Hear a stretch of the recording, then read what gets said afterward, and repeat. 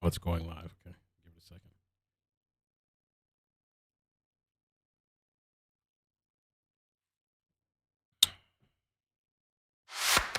second. Okay, we're live. We're live. Hey, everybody. Good afternoon.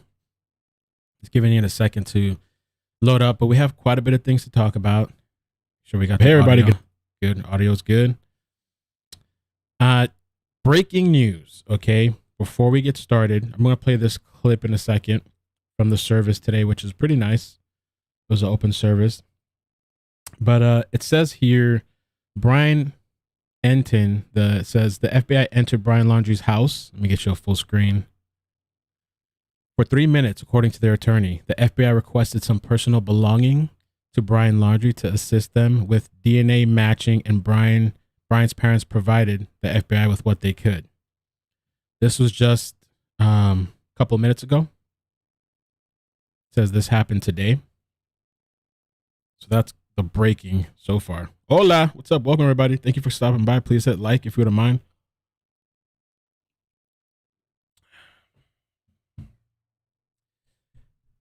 Let me play this a bit. We can hear the message that they have to say, and then there's a bunch of different things to talk about. So I don't kind of detract from what I want to get out there. First, I would like to thank everybody for coming out, showing your respect for Gabby. But I don't want you guys to be sad, to be honest with you. Gabby didn't live that way. That wasn't her way. Matter of fact, if you knew Gabby, she was always pretty a happy girl. People would gravitate towards her. Her nature was always to smile and treat everybody kind. So she always made people feel welcome. She always made sure that she made time for people. It didn't matter who you were. She always treated people with respect. It really didn't matter. She cared. She genuinely cared, and that's how people would always, come up to her and just sit and talk, and it would take forever to get her out of places. So it really is wild to see, what has happened here. Gabby, growing up, she always had those blue eyes, right? Those ridiculous blue eyes, and you couldn't keep her in trouble. Like, you would ground her, and she'd start crying, and I fold. When I see a lady cry, I fold. If a guy cries, I don't care. But if I see a female cry, especially my daughter, I fold like a deck of cards. It's bad. So she'd be crying. She actually would just do that on purpose, just so I would take her off ground. It's like, yeah. So, and it worked. But she was great. It didn't matter. She always wanted to go out and do stuff, whether it was scuba diving with her, with her uncle, myself, or hiking the Appalachian Trail, if surfing sand dunes in Colorado, which, by the way, I'm letting you all know I'm jealous of. You will see me do that. I'm going to fall a lot, but I'm going to try, because she had some wild experiences that I could only wish that I can experience. It's just wild, the stuff that she was doing. And to see that type of joy that brought her, and the stones it took to do that at such a young age. Now, that's something I want you to take a look at these pictures here. And I want you to be inspired by Gabby. That's what we're looking for. That's something that I want to see. If there's a trip that you guys want to take it now. Do it now while you got the time. If there's a relationship that you're in that might not be the best thing for you, leave it now. We've got more emails of men and women doing that, taking care of themselves first. And watching that happen and seeing that type of inspiration. An email we got from a young lady that her child, who was 11 years old, wants to travel the country like Gabby did in a van. And she's making her parents take her to the I forgot the Golden Arches. Arches National. Arches, there it is. And so it's just wild stuff that she's inspired people to do.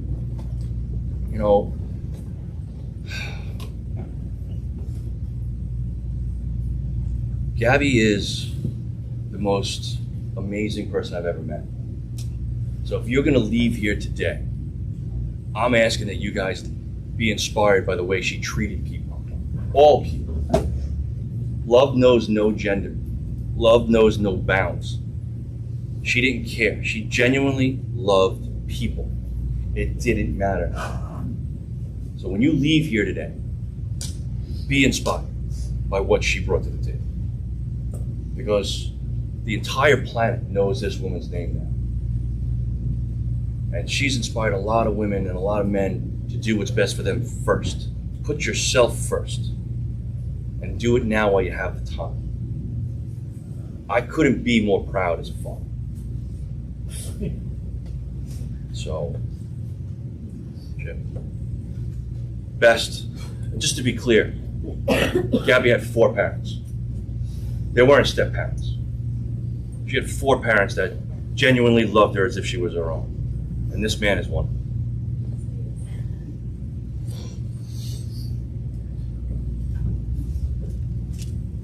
It's hard to see behind us, but I still see Gabby as this.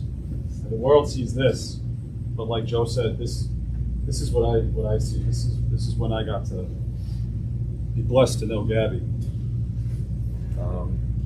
You all got to see our extended family, the Firehouse family, come through here, and that's what we do. We do funerals, unfortunately, and we're good at it. I've done them throughout my career. I've written eulogies. I've planned these funerals, and not one of them could ever have planned or prepared me for this moment. My grandmother told me this. She's going to be 100 next month when we buried my mom earlier this year. Parents aren't supposed to bury their children. This is not how life is supposed to work. But it is an unfortunate reality. I spent a good portion of my life working and trying to earn money to provide for our family and our kids to give them the best life. And Gabby, at 22 years old, helped teach me that you can always make money, but you can't make up for lost time. Gabby loved life and lived her life every single day. Every day that I still see her as this child, lived her life. She is an example for all of us to live by, to enjoy every moment in this beautiful world as she did. Love and give love to all like she did. Gabby had a tattoo on her arm that read, "Let It Be," the title of a song from a band she loved. The beautiful thing about music is it can mean so many different things to so many different people. There's a verse from that song that speaks to me. When the broken-hearted people living in the world agree, there will be an answer. Let it be. It's okay to mourn for Gabby. It's okay to feel sorrow and pain. But we want to celebrate her and how she lived her life. We need to hold on to all those wonderful memories we shared with her, because that will be the answer. Let it be. Right. Let it be.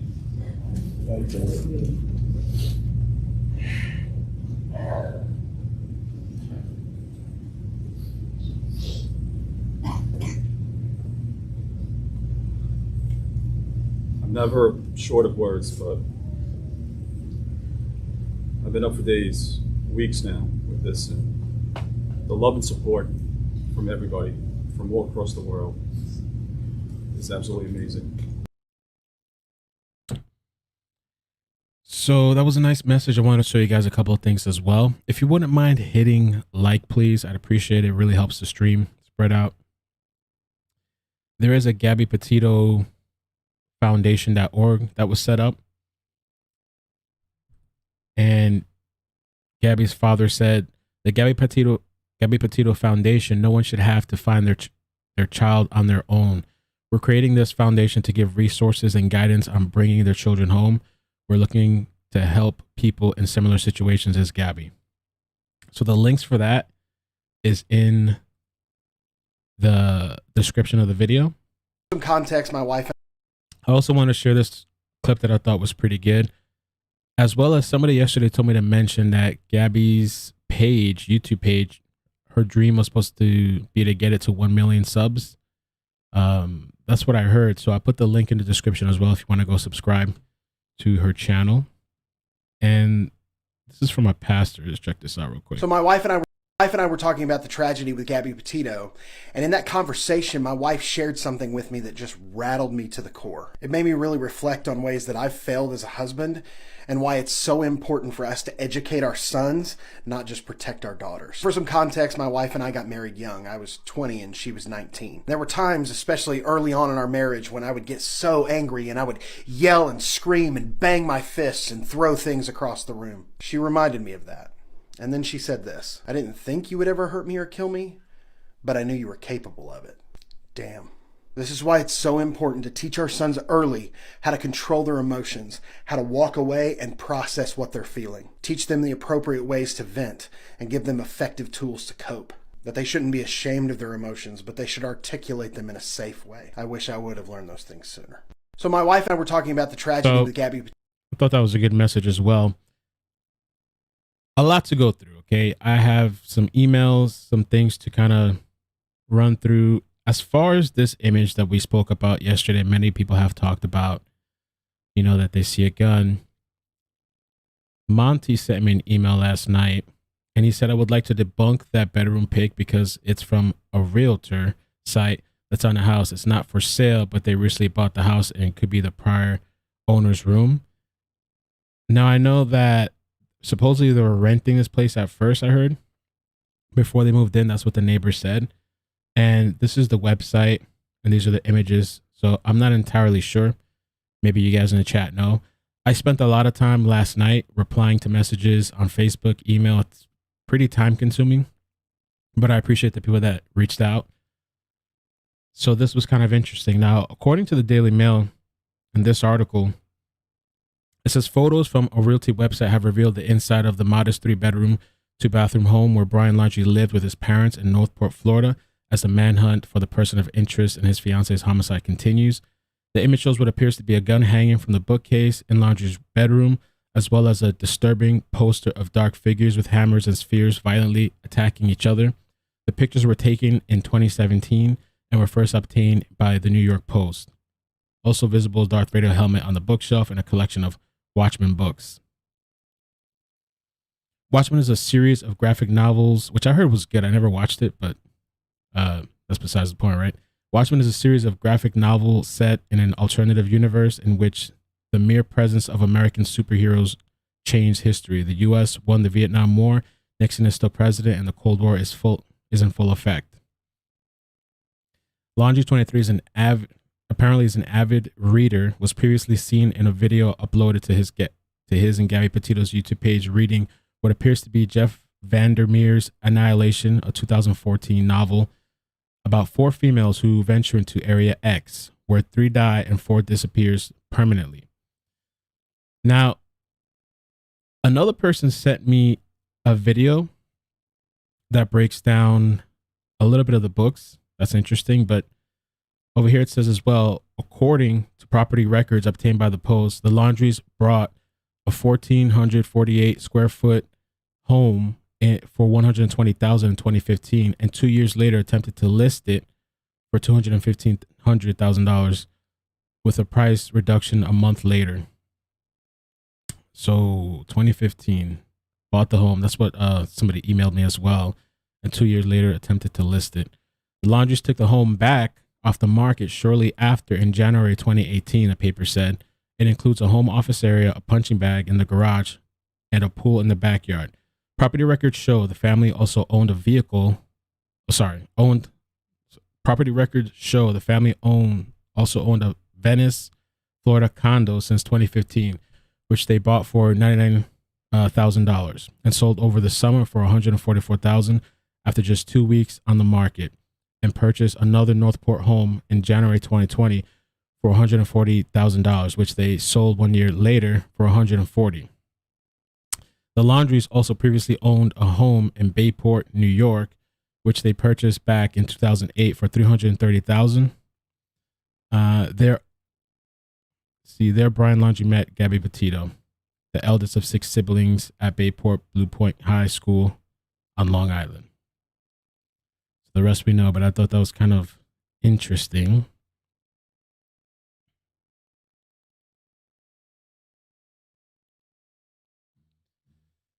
Now, let me show you this little thing here.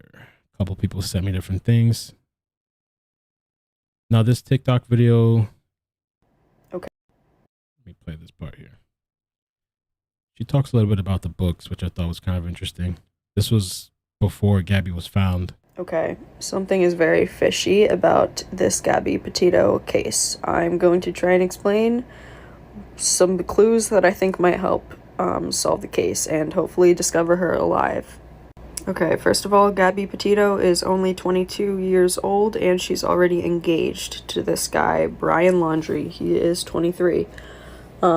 She has recently quit her job, which is kind of strange because it was going fine.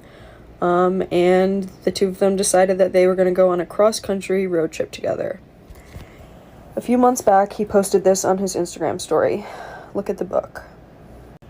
This is another picture he posted on his Instagram feed. It is still public. Same book, different cover. And here he made a bunch of drawings in reference to this book. Here's another cover of the book, okay? So this guy, Brian, seems to be a really huge fan of the book. I'm going to explain what it's about and why I think that this might be relevant. Okay, after looking up and purchasing the book, for a quick summary, basically it's about this group of people that go on a road trip across the country, and they're trying to find this book that basically is like the Death Note kind of thing, where if you read the rhyme that's contained in the book, people will die. Two of the characters on this trip are named Mona and her boyfriend, Oyster. I think Brian Laundrie was trying to replicate this story in some way, and I think that he might have believed he was Oyster. Hear me out. Oyster is described as a nihilistic environmentalist. Keep this in mind. Also, at one point, you can see it says way at the bottom that at one point in the book, the group abandons Oyster on the side of the highway. Okay, this is important. I downloaded the book, and it says in the description of Oyster that his face and hands are smeared with blood, the devil's face, and he has a red goatee, okay, because it's covered in blood. Brian also has a goatee. This could have been intentional, this could just be a coincidence.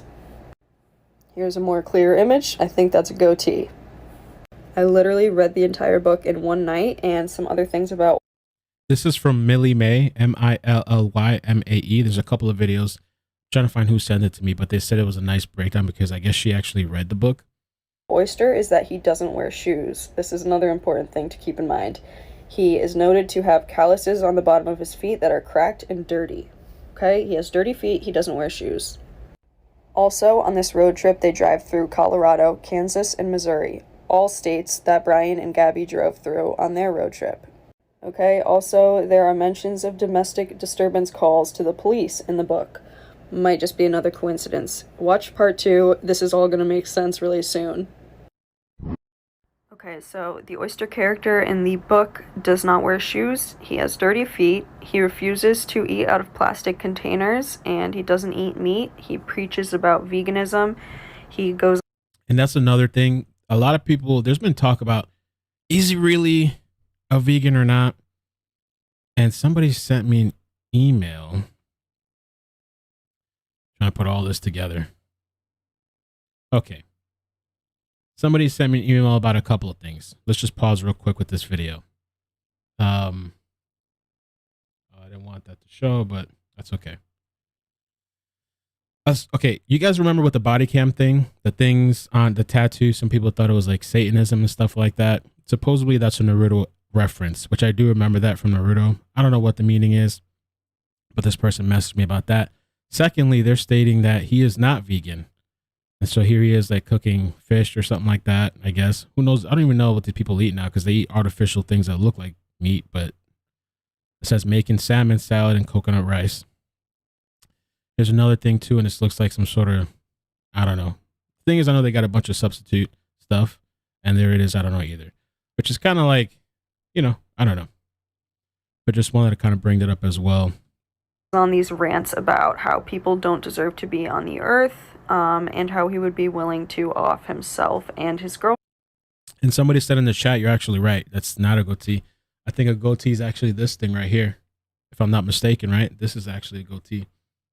If it meant bringing about a better place for like the environment, if that makes any sense. Okay, here is the passage in which he gets locked out of the car because he assaults someone.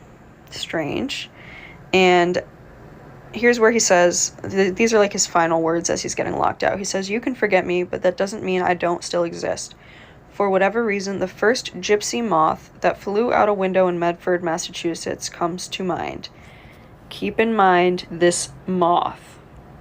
Basically, because of the way that the book is written, the characters are able to pass in and out of each other's bodies. So at the end of the book, Mona and Oyster, the boyfriend and girlfriend who went on this cross-country road trip together, both end up missing. Neither of them are killed. They are both missing, and that's how the book ends. This is literally the last page of the book, or second to last page, and it says, "To find Mona and Oyster, you only have to look for the Fantastic for Miracles, the amazing tabloid headlines." There are headlines about Gabby and Brian right now in the tabloids. "The young couple seen crossing Lake Michigan on foot in July. Their trip took place between June and August, which includes July." Very strange, okay? Now I'm gonna try and make some connections. Here's Brian's Instagram page back a year ago in 2020. All of his captions were pretty average, short, normal Instagram captions. There's another one, and this is when he first moves into the van with his girlfriend, okay? 1 year ago. As they take this cross-country trip, his Instagram captions start getting longer and kind of stranger. They are all about nature and using different wording than he previously did. Here he says, "Beautiful park with an unfortunate infestation of human beings." This is very similar to something Oyster would have said in Lullaby. This entire caption is about avoiding plastic containers and plastic waste. This is his last Instagram post before he vanished and his girlfriend went missing. It's all about how humans basically don't deserve to be on this earth. Okay, I know I sound like a crazy conspiracy theorist right now, but this is all going to tie together. Watch part 3, and I'm sure... Okay, I'm sorry this is taking for freaking ever. I'm just trying to be thorough because I don't want anything to go unnoticed. Okay, now I'm gonna play the body cam footage. Also, ignore my hair. I have a hair mask in, please. But, in the footage, there's just so many points in which his characteristics line up with Oyster, like in such peculiar ways that I just cannot explain it. In this first clip, they have just run out of water, Brian and Gabby. They're in the middle of a desert. It's 100+ degrees out, and they are being questioned by the police. So I don't know why he would turn down water, but he states that it's because he doesn't like plastic containers, just like Oyster.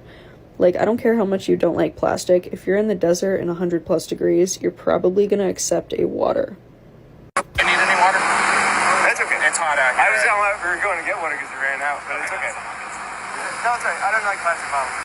Okay, could just really be into saving the planet, I guess. But here's another strange coincidence.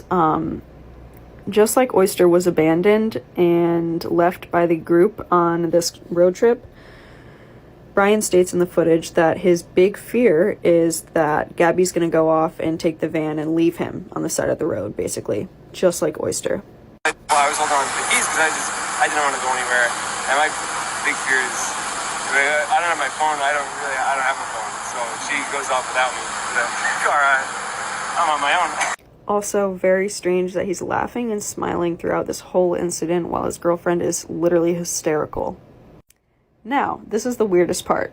I noted that Oyster had dirty feet, like it specifically says that, and that he walks around barefoot everywhere. Gabby posted this on July 30th. Brian hikes barefoot everywhere we go. If it were up to him, he wouldn't own any shoes. In fact, when the police are called, because of this whole domestic violence incident, Brian claims that the entire disagreement stemmed from the fact that he had dirty feet. Disagreement about? It's just that I'm dirty and I can't change being dirty. Like, I got dirty feet. One more part. I thought the book breakdown is kind of interesting. And if you guys wouldn't mind hitting like, I'd appreciate that.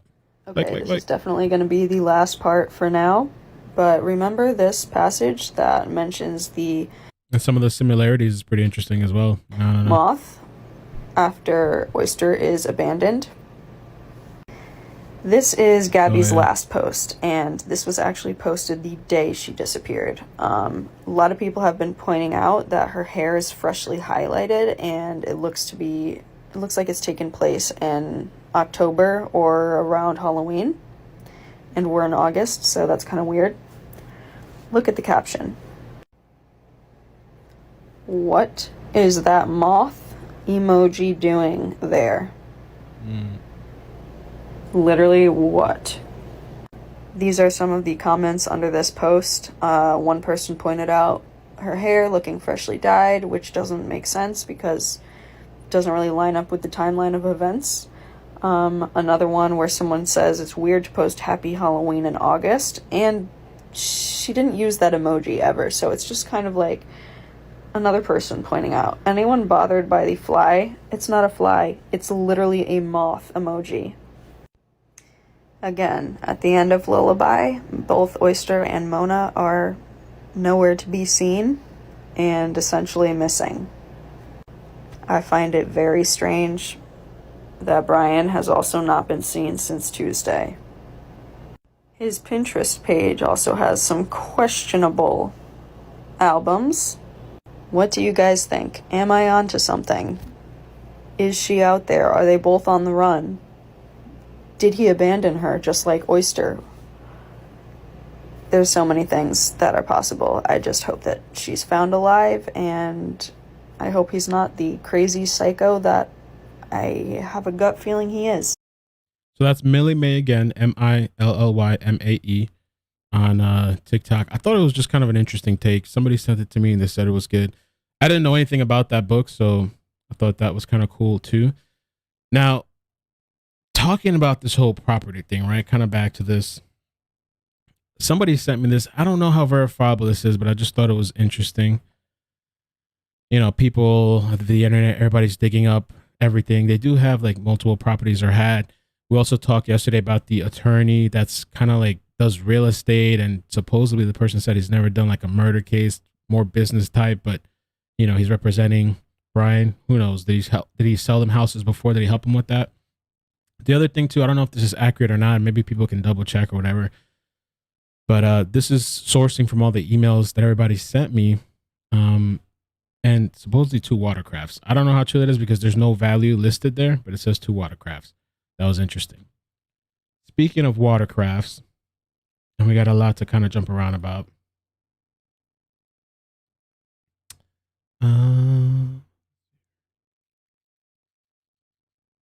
Where are... No, let's do that after.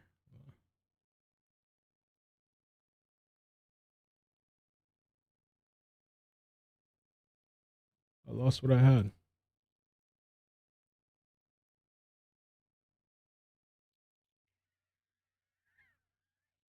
All right.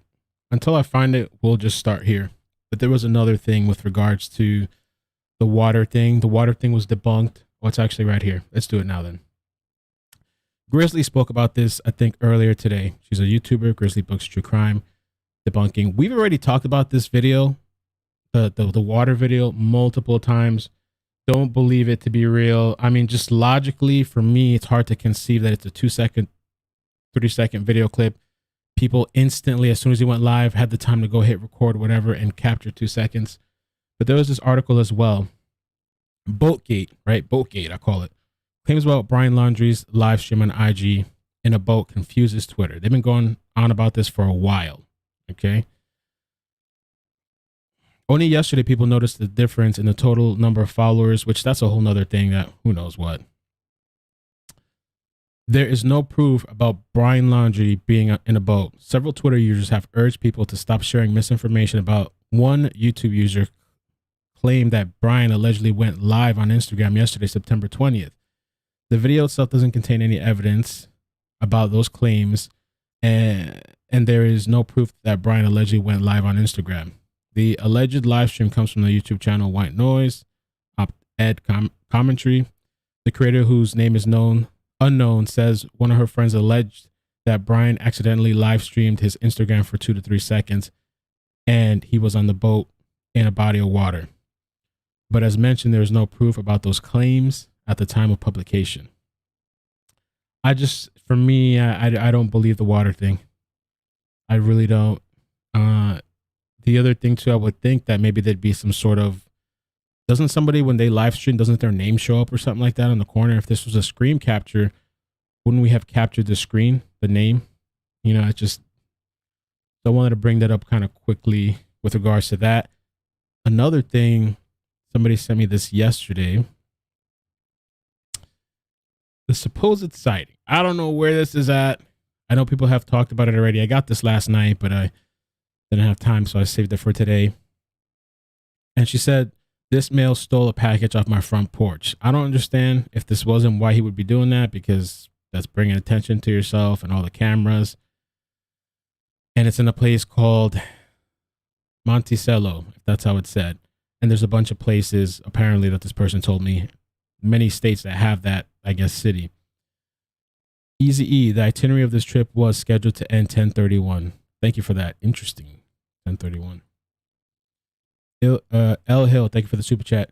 She is on to SMG, but Grizzly YouTuber found that butterfly mural, the butterfly wall, not far from the hotel. I heard about that. She probably dyed her hair in Salt Lake. Okay. So just wanted to bring this interesting image. Okay. Now, the body. Okay, let's talk about the body. There was last night, I believe it was last night, my friend texted me at 2 a.m. something. I was sleeping, man. I went to sleep. I got to get some rest. I can't be up 24/7. But I appreciate this. And he told me that at the time when this body turned up, that a bunch of people went live. Like, I guess people were waiting, you know, like everybody. And even in the comments, if you look there, people are thinking, is it Brian? Is it Brian? Well, it's unconfirmed. There's no gender, anything revealed. And in Florida, bodies pop up all the time. I've been doing this kind of stories for a while, a couple years. And there's been multiple times where somebody goes missing and bodies just start popping up left and right, left and right, left and right. And it's not them. But check it out. Pasco deputies are on scene at a home in Port Richey on Embassy Boulevard and Richwood Lane. That is north of Ridge Road. Here's what we know at this hour. The sheriff's office confirming it is conducting a death investigation involving decomposing remains. Again, that is coming from the sheriff's office. They are on scene at this hour. We will continue following this case, and you can stay. Decomposing remains. Now, the article says, this is in Pasco County Sheriff's Office, I think I spelled it wrong in the title, is investigating the discovery of a decomposed body in Jasmine Estates. According to agency spokeswoman Amanda Hunter, the remains were found Saturday in the area of Embassy Boulevard and Richwood Lane. Authorities have not disclosed the person's identity or gender. Their cause and manner of death are unknown. It is unclear if foul play is suspected. Now, I pulled up a map just to show people a little bit of a visual how far. This is Northport, okay, and we have the Carlton Reserve from Northport. It's about 200 miles. Embassy Boulevard and Richwood Lane. So I just wanted to put that out there. Unconfirmed identity, but you can see kind of the distance from Northport and Carlton up to the Embassy area. I also just had a thought. I was kind of wondering, where is Venice? How far is that from here? Let me see. Just kind of curious. Let's see real quick on the spot.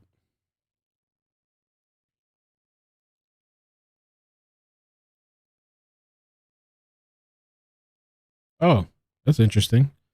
That's so Northport, Venice, Carlton, all pretty close to each other. And then this is up north where the body was found.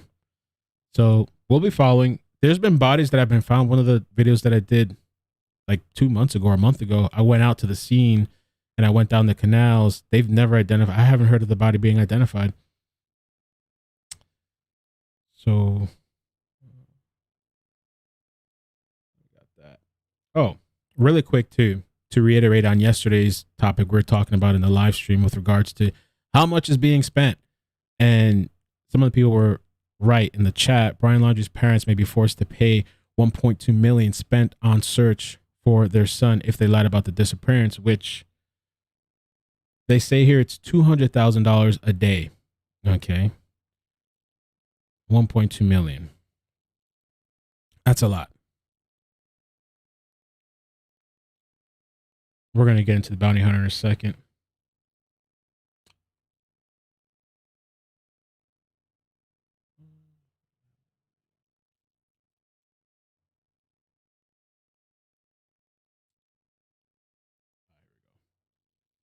With regards, and we spoke about this yesterday again, law protects parents from accessory charges, but not from other allegations. Attorney Corey Baird tells me the law did not forbid police from watching Laundrie before his parents say he went to this 25,000-acre preserve. They could have put a car out in front of his house. They could have followed him if he left the house. So they didn't need to have a warrant to do that. That's just part of a criminal investigation. While the law would not have stopped police surveillance of the 23-year-old, the Laundries are also not legally required to tell police what they know about their son's location, according to attorney Bryant Camarena.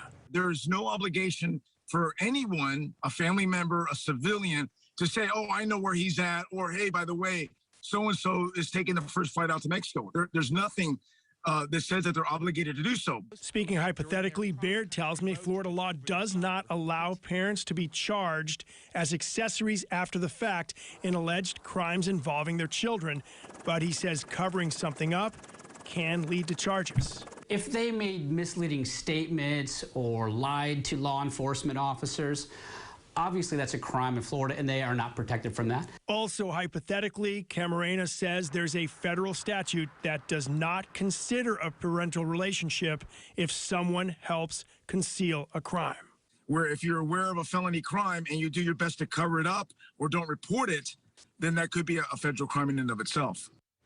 Another reminder, the FBI is still the lead investigator in the Petito homicide case, and Laundrie remains a person of interest, not a suspect. Yeah, but this idea of accessories after the fact and the federal law and what parents can and can't kind of get away with, because you're a parent, you want to protect your child. Absolutely. But I mean, there is a line.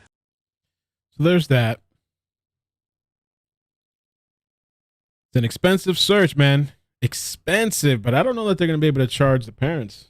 They're saying after the fact with Florida law and statute.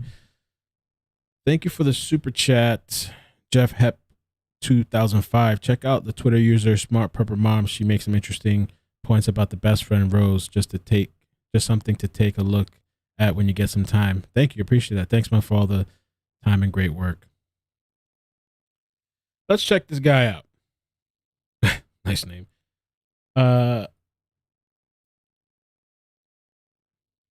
Dog the Bounty Hunter. This was yesterday. A lot of you probably saw this. He made some remarks. The same age. I know what the parents feel like, okay? And you want justification. You want the guy behind bars. All of it's alleged that he even committed the murder. But circumstantially, it looks like he did. You know, the strongest lead I see is that one of her friends said he had been in the Appalachian Mountains by himself for a couple months. Now, he's not just a camper then, he is a outdoorsman. So in order to do that, I think because of his age, he felt comfortable. If there's anywhere right now that looks the hottest, that could be the area. And we've mentioned and we've spoken about the Appalachian Mountains a bunch of times. People called about it. Some people believe it's possible. Some people believe it's not. Also, they said that at the Appalachian Mountains, they have this thing where you're not supposed to use your government name. Like everybody has nicknames. It's frowned upon. You're not supposed to do that. Some of the people mentioned, which I thought was kind of interesting. It all depends on the picture they got of him the other day where they're hunting now. If really that was him. No one has said that. If not, Appalachian Mountains is the best, but it covers several states. So where did he go in at? That's where you start your tracking point. From right when he went into the mountain with dogs. They've got so much infrared. I mean, they're going to catch him. You know, the only reason I would doubt if he's in the swamp is they've been hunting it.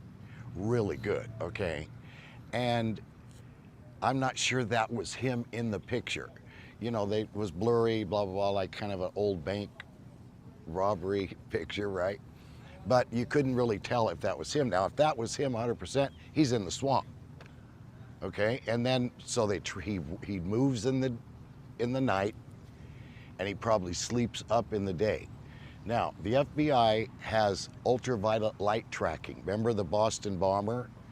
How they found the kid in the boat when they went over and the tarp was over him? They've got that. So I'm sure they're using that to cover with drones. I mean, he can't cover with mud. It's not Arnold Schwarzenegger.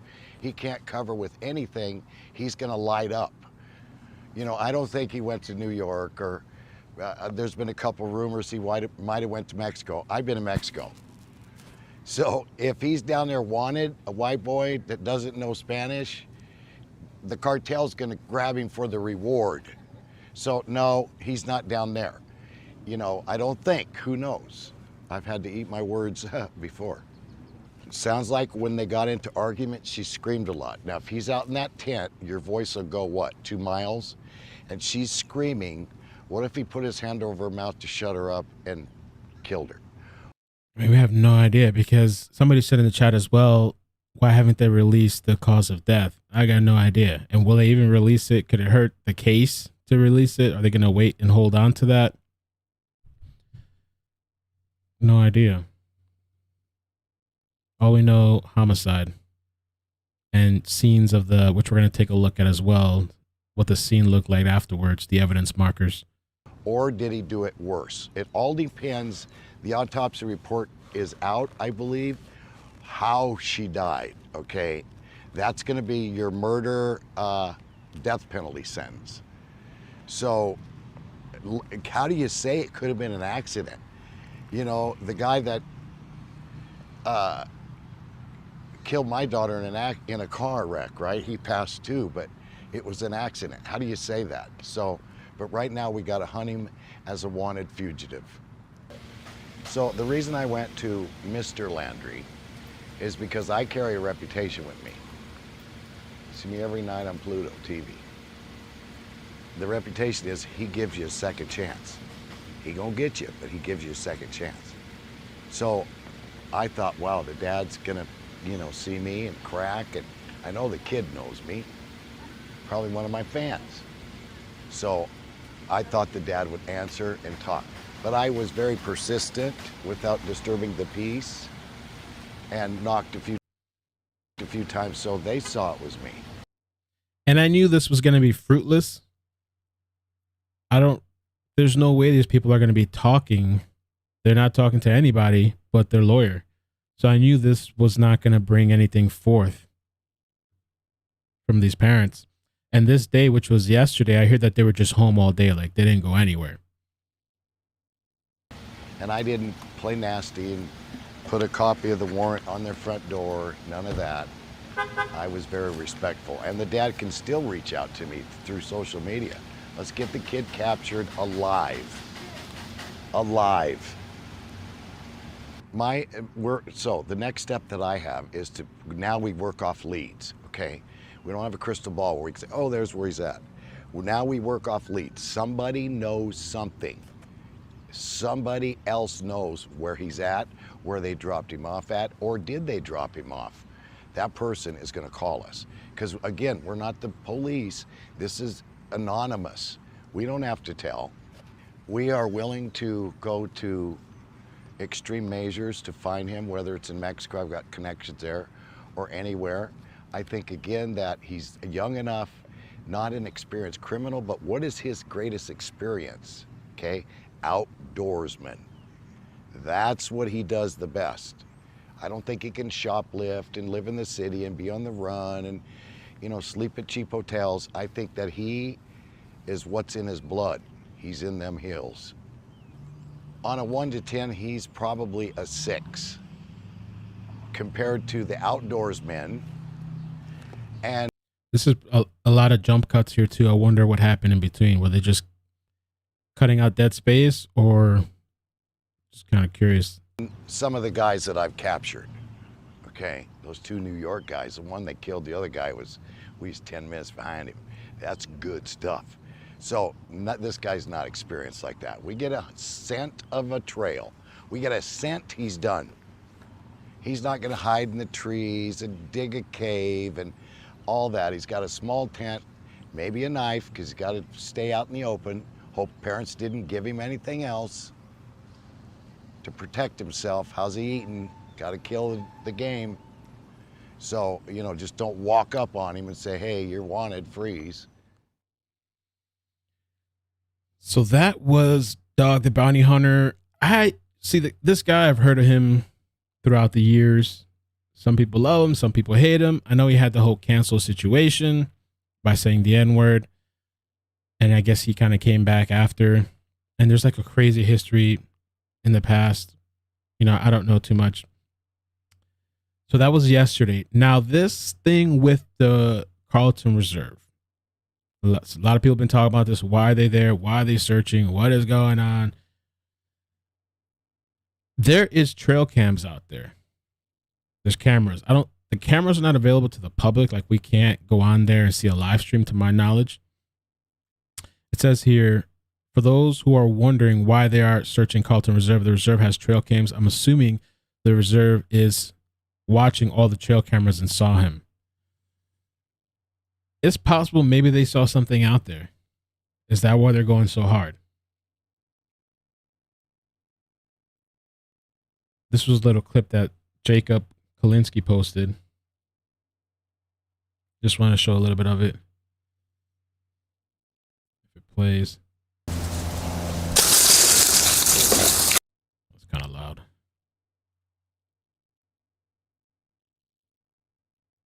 But there's all kinds of animals out there. You know, we've talked about this previously too. This is an old clip from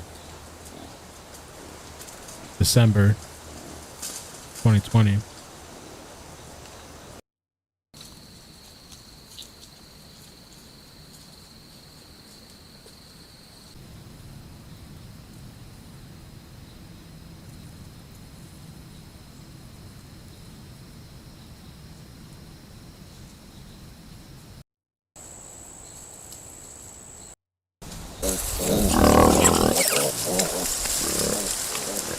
Oh, that's 2021. A couple of various clips.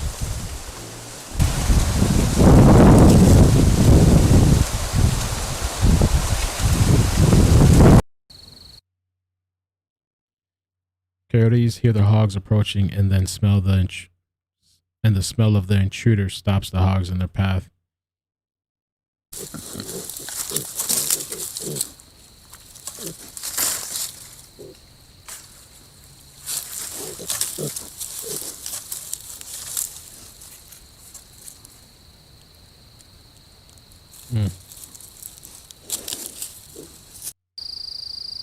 You can see him right there.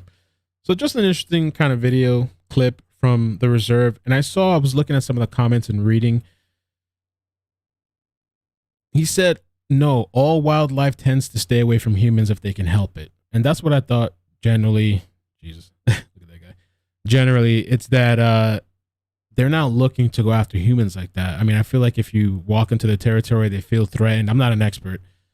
That maybe, you know. And I was talking to a friend last night too, and she was like, this damn place looks like a zoo. Like, you don't have to pay to get in. Like, it's open to anybody. It was like, yeah, no, you just walk in.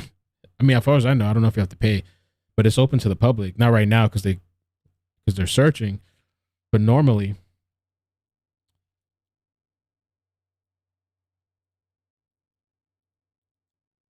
And that's the website there. All kinds of things out there.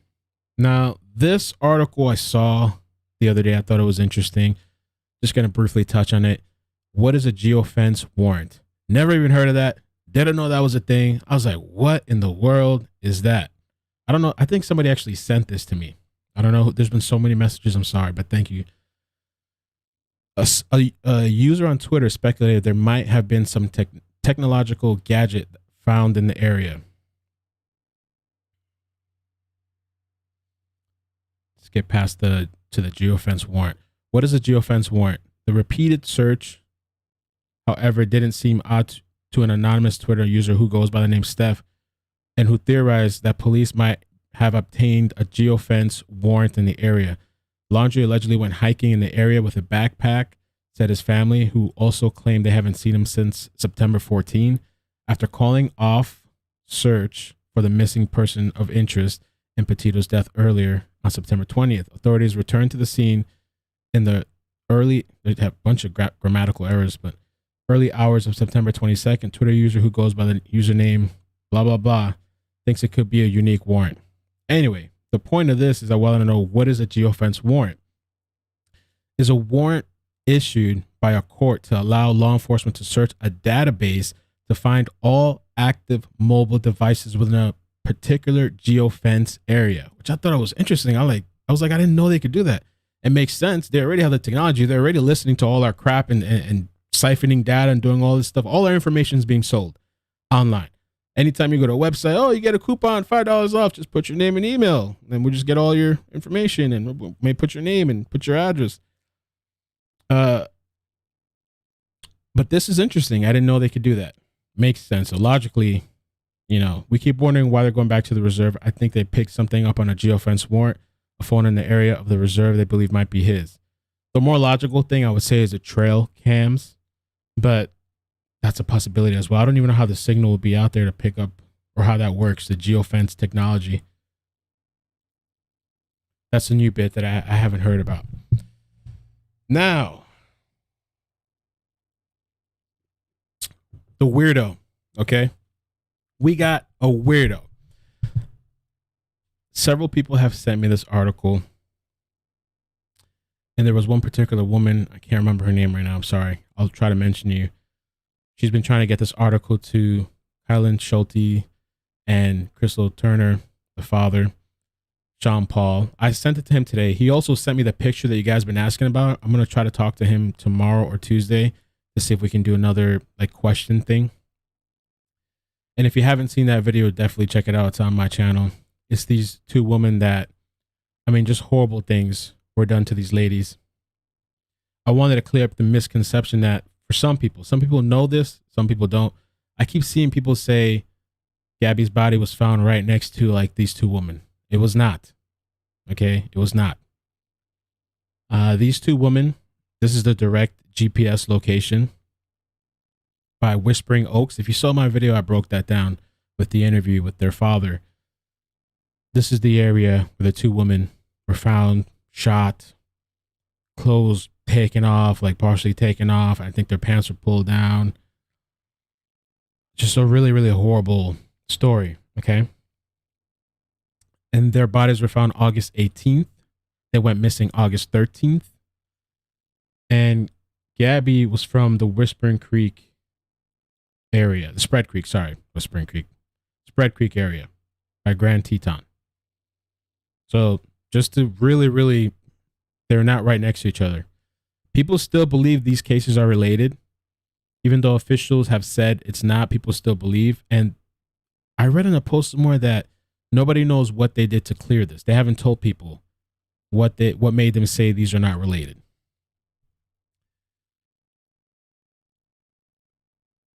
Oh, I lost my screen here.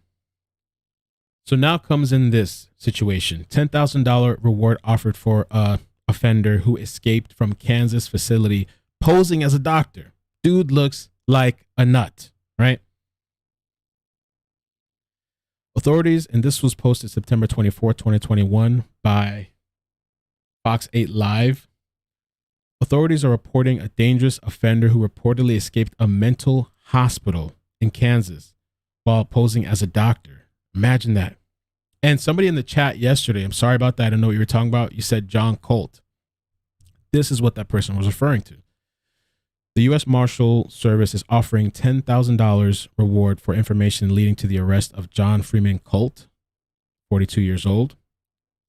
Colt was sentenced to a prison in Kansas for aggravated battery, attempted rape, and all that stuff, aggravated burglary, and 4 counts of aggravated battery against law enforcement in 2001. Problem child. Although he served his sentence, the state of Kansas deemed him too dangerous to be released, and he was indefinitely civilly committed to Lawrence State Hospital Predator Treatment Program in 2007. The dude escapes from the hospital. Colt escaped on some movie type of crap. Colt escaped the hospital June 30th by posing as a doctor after he obtained a replica of staff ID badge and dress clothes. The morning of his escape, he shaved off his long hair and beard. He put blankets under his bed covers, making it appear he was still in bed sleeping. He was then able to convince a new staff worker that he targeted that he was in fact a new doctor and he needed help finding his way out. Posing as a doctor, Colt was able to make his way past 5 secured doors and ultimately outside the gates. Several hours passed before staff noticed he was missing. Although his whereabouts are unknown, authorities believe he could be traveling in or around state or national parks throughout Colorado, Missouri, New Mexico, South Dakota, Texas, or Utah. And I'm sure there's a bunch of people living off the grid. And this is what I've been talking about over the several last live streams and videos. And I've been out to some places here in South Florida, quite a few places where almost every time I go, I find some sort of encampment, somebody living off grid, almost all the time. And could be homeless, but a friend of mine too, we speculated that there's these types of people out there as well. John Colt presents a clear threat to the community every day. He is not in custody. U.S. Marshal for the District of Kansas, Ronald Miller, said he has been deemed a predator, and the U.S. Marshal consider his escape a major case and are devoting all available resources to his capture. So I haven't even heard of this story. Okay, I haven't heard of this story. It's quite interesting that there's some nut out there. That's somebody that's in the national parks and stuff. And we have these situations of multiple missing people. You know, Gabby was found now, but we have these 2 women, and there's other people. I plan to do a new story. I think this evening I'm going to work on a new story. Multiple people in several places missing. So this is kind of interesting. Colt stands 5 feet, 7 inches tall, weighs approximately 200 pounds, has hazel eyes and brown hair. He has a tattoo of a heart with the letters BH on his left arm. So that's the nut story. Okay. Thank you for the people that sent me this article. There's a petition for Kylan and Crystal. I'll put the link in the description. I shared it on my Facebook. Some of the words here, maybe I might not want to put in the description, but I shared this on Facebook. I will be doing an update on the story as well as new stories coming up. And this is just to get like the FBI to look into this situation. The father's out there standing in the middle of town every day, trying to get clues and evidence and things like that. So definitely check out this story. I'm going to make a playlist today with regards to this story. Or her tattoo. Now this insanity. I just wanted to debunk this really quick because I get emails every day and people are looking at the body cam and they're like, but where's her tattoos? Dun, dun, dun. Where is Gabby's tattoo? Something's going on. Well, that's super loud as well. Let me turn the volume down. I just quit my job to travel across the country, and I'm trying to start a blog. Have a blog. So I've been building my website. Where are her tattoos? They're right there. No, I didn't. You did not touch them. I didn't touch it a year ago, but only for like this. They're all over her. Maybe at that time with the angle or whatever you couldn't see, but they're there. I mean, I don't know. But this is the same day, the same imagery, but you couldn't really see it from the other angle. No, I didn't. You did not touch the steering wheel. A year ago, but only for like a second because I just saw. Still there. All right. Just want to quickly touch on that. We covered that already. I don't know because I'm a freaking dumb. Oh, okay. Let's get into this next.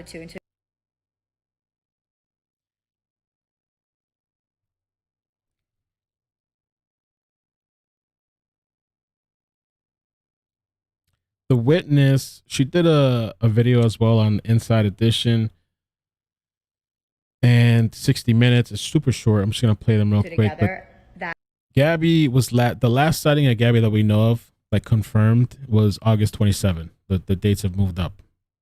And the restaurant confirmed. It's not just this person on TikTok. The restaurant confirmed Gabby and Brian were there, and they were having all kinds of issues.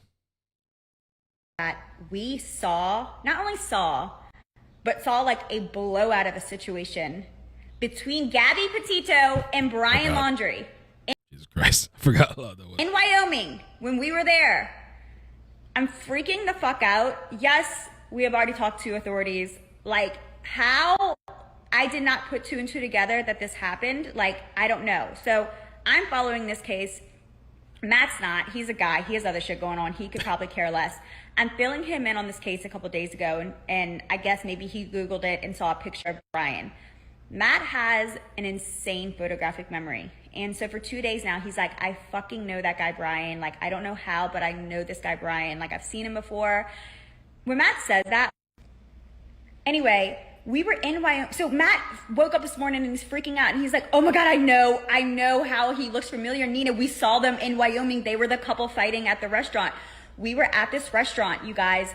Friday, August 27th, 1 p.m., sitting right next to them. They got kicked out of the restaurant and were fighting with the hostess. They were fighting with the hostess. She was hysterically crying. And she walked out and she was crying and she was sitting on the sidewalk. Lord. And I was watching the whole thing unfold. And he walked back in the restaurant and he's fighting with the hostess. And I didn't know what happened. I don't even know if they got kicked out, but they like left abruptly. And like she was standing on the sidewalk crying and he walked back in and was like screaming at the hostess and then walked back out. And then he walked back in like 4 more times to talk to the manager and to like tell the hostess off. And like all right, I'm calming down and I'm going to try to speak more clearly. I don't even know if these videos are uploading or if they're uploading in order or if they make any sense. I'm just like freaking out right now. I'm having like an out of body experience. How I did not remember this situation, like it just like left my memory. Like we stayed in Wyoming for another 4 or 5 days for a wedding and we just had like an amazing trip and like I didn't think about the couple fighting in the restaurant ever again. But Matt like knew he had seen this guy before and he could not drop it. And then it just like clicked this morning. He woke up out of bed and he was like screaming bloody murder and he was like, oh my God, I know, I remember it was them in the restaurant. And it just like, I felt like my blood like left my body. I was like, oh my God, like you're right, like it was them. It's just crazy. It feels surreal. Like now I feel, I don't know, just it was weird. And I remember this. So I have a couple clips to show you, but there's some breaking news. Somebody sent me this.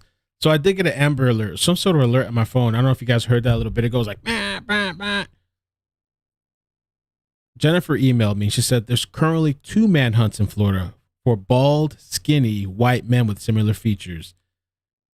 So there's another bald guy, another white bald guy. I don't know what's going on with y'all, man. Something's up with y'all. Florida Blue Alert. There's a video too we're going to look at real quick, and we're going to get back to the witness. A Florida Blue Alert has been issued for Patrick McDowell, last seen in the area of US 301 and Sandy Ford Road in Callahan. He was last seen wearing a black t-shirt, undershirt. I thought it underskirt. I'm like, damn. Camouflage shorts and black shoes. McDowell has a wide earring holes in his ears. Blah, blah, blah, blah, blah, blah, blah. Do not approach. So another white bald guy, man. Another white one. Oh, Lord. It's the Soul Food Festival in Green Cove Springs, Florida. That's right. Florida ads.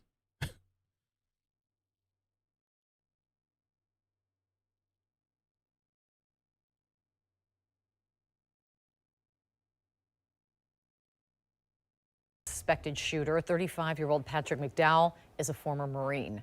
McDowell is considered armed and dangerous and should not be approached. If you see him, call police right away. News4Jack's I-Team reporter Ann Maxwell has been digging into McDowell's background. And Ann, this isn't his first run-in with the law.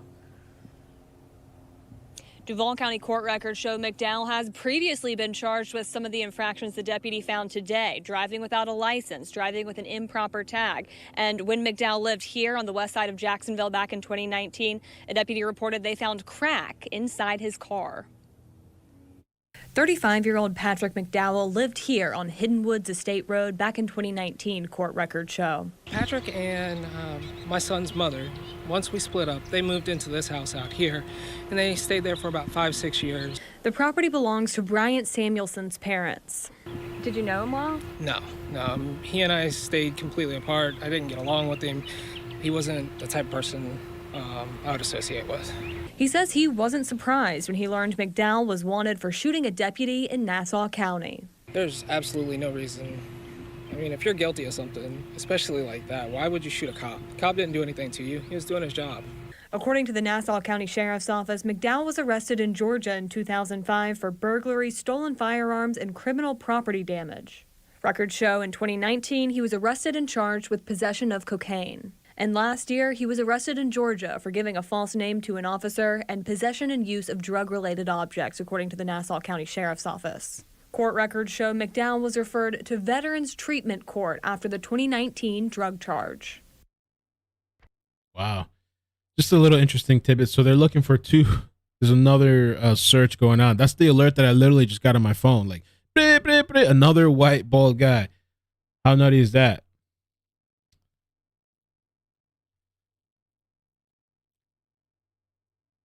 Brian Entin, this is what we're going to do in a minute. We're going to keep going because I have a couple things to show you guys. But with the FBI entering the house this morning, okay? The FBI entered, or today sometime.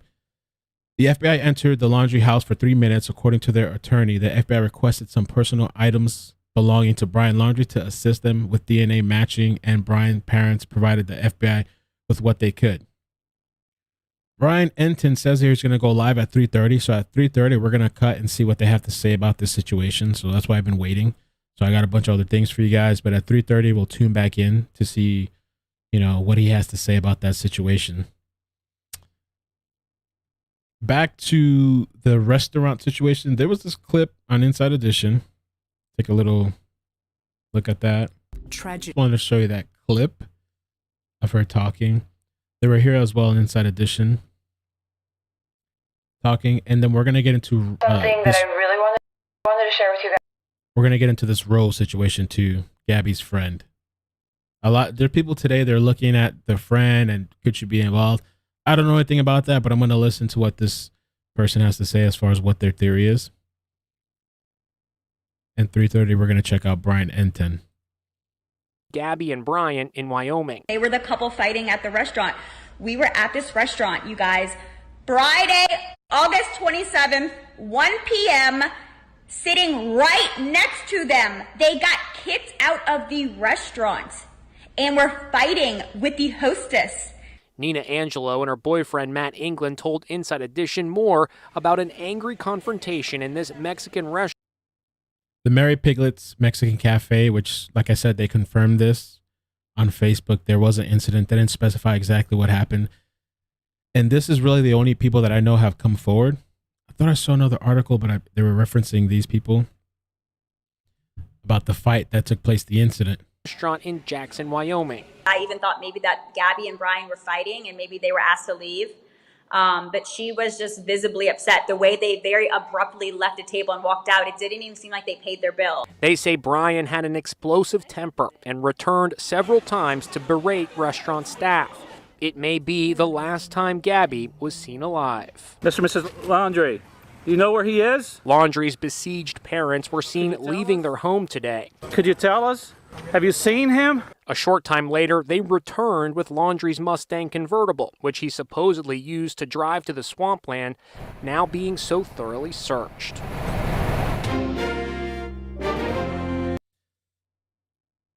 The other thing as well, Scotty sent me this email.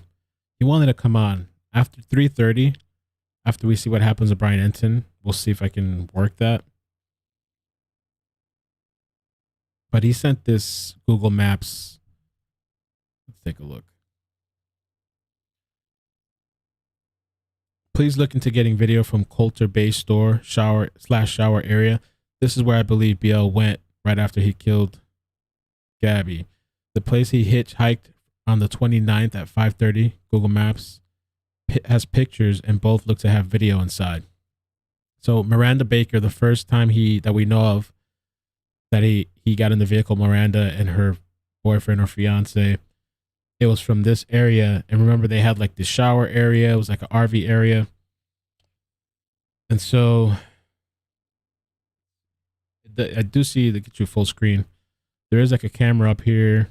It is a place to have cameras. I don't know if they've gone to this place and checked it out. Somebody messaged me as well and told me that Jackson Hole, or Jackson, whatever you want to call it, it's a little city there that's kind of popular. Everybody's there.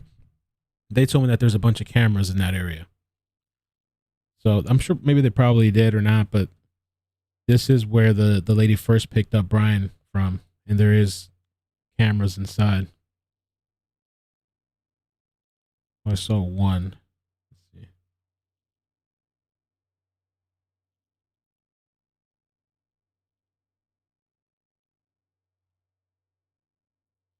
This is these might be old images too. Oh, those are the showers. That's what the showers look like. The one image I saw had camera. There it is. Right here.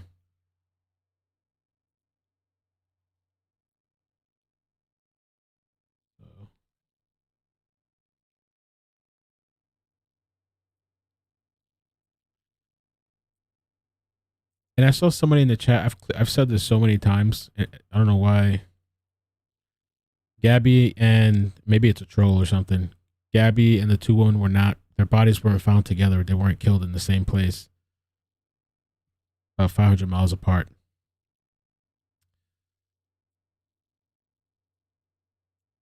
And the area, the area I'm talking about where Miranda picked up Brian was from this thing right here, Colter Bay. The Colter Bay. Let's see. This area right here. There's a little shower area right there. And then she took him down to this area here. And then I believe another woman has come forward and said that she gave him a ride as well. So that was just a little interesting tidbit. Keep an eye on Brian. Now the Rose situation. Okay, I don't know.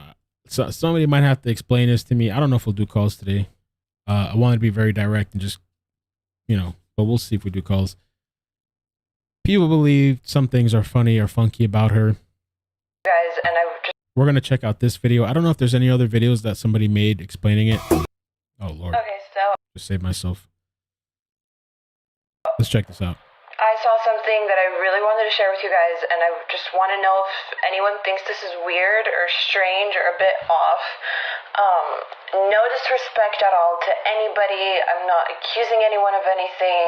Do not get the wrong idea. Like, I'm just sharing a concern of mine, and I just didn't see anybody talk about this, so I want to see if I'm the only one who noticed this and what you guys think about it. So I read and saw a lot of, theories about Rose, who was potentially Gabby's best friend, being in on it with Brian.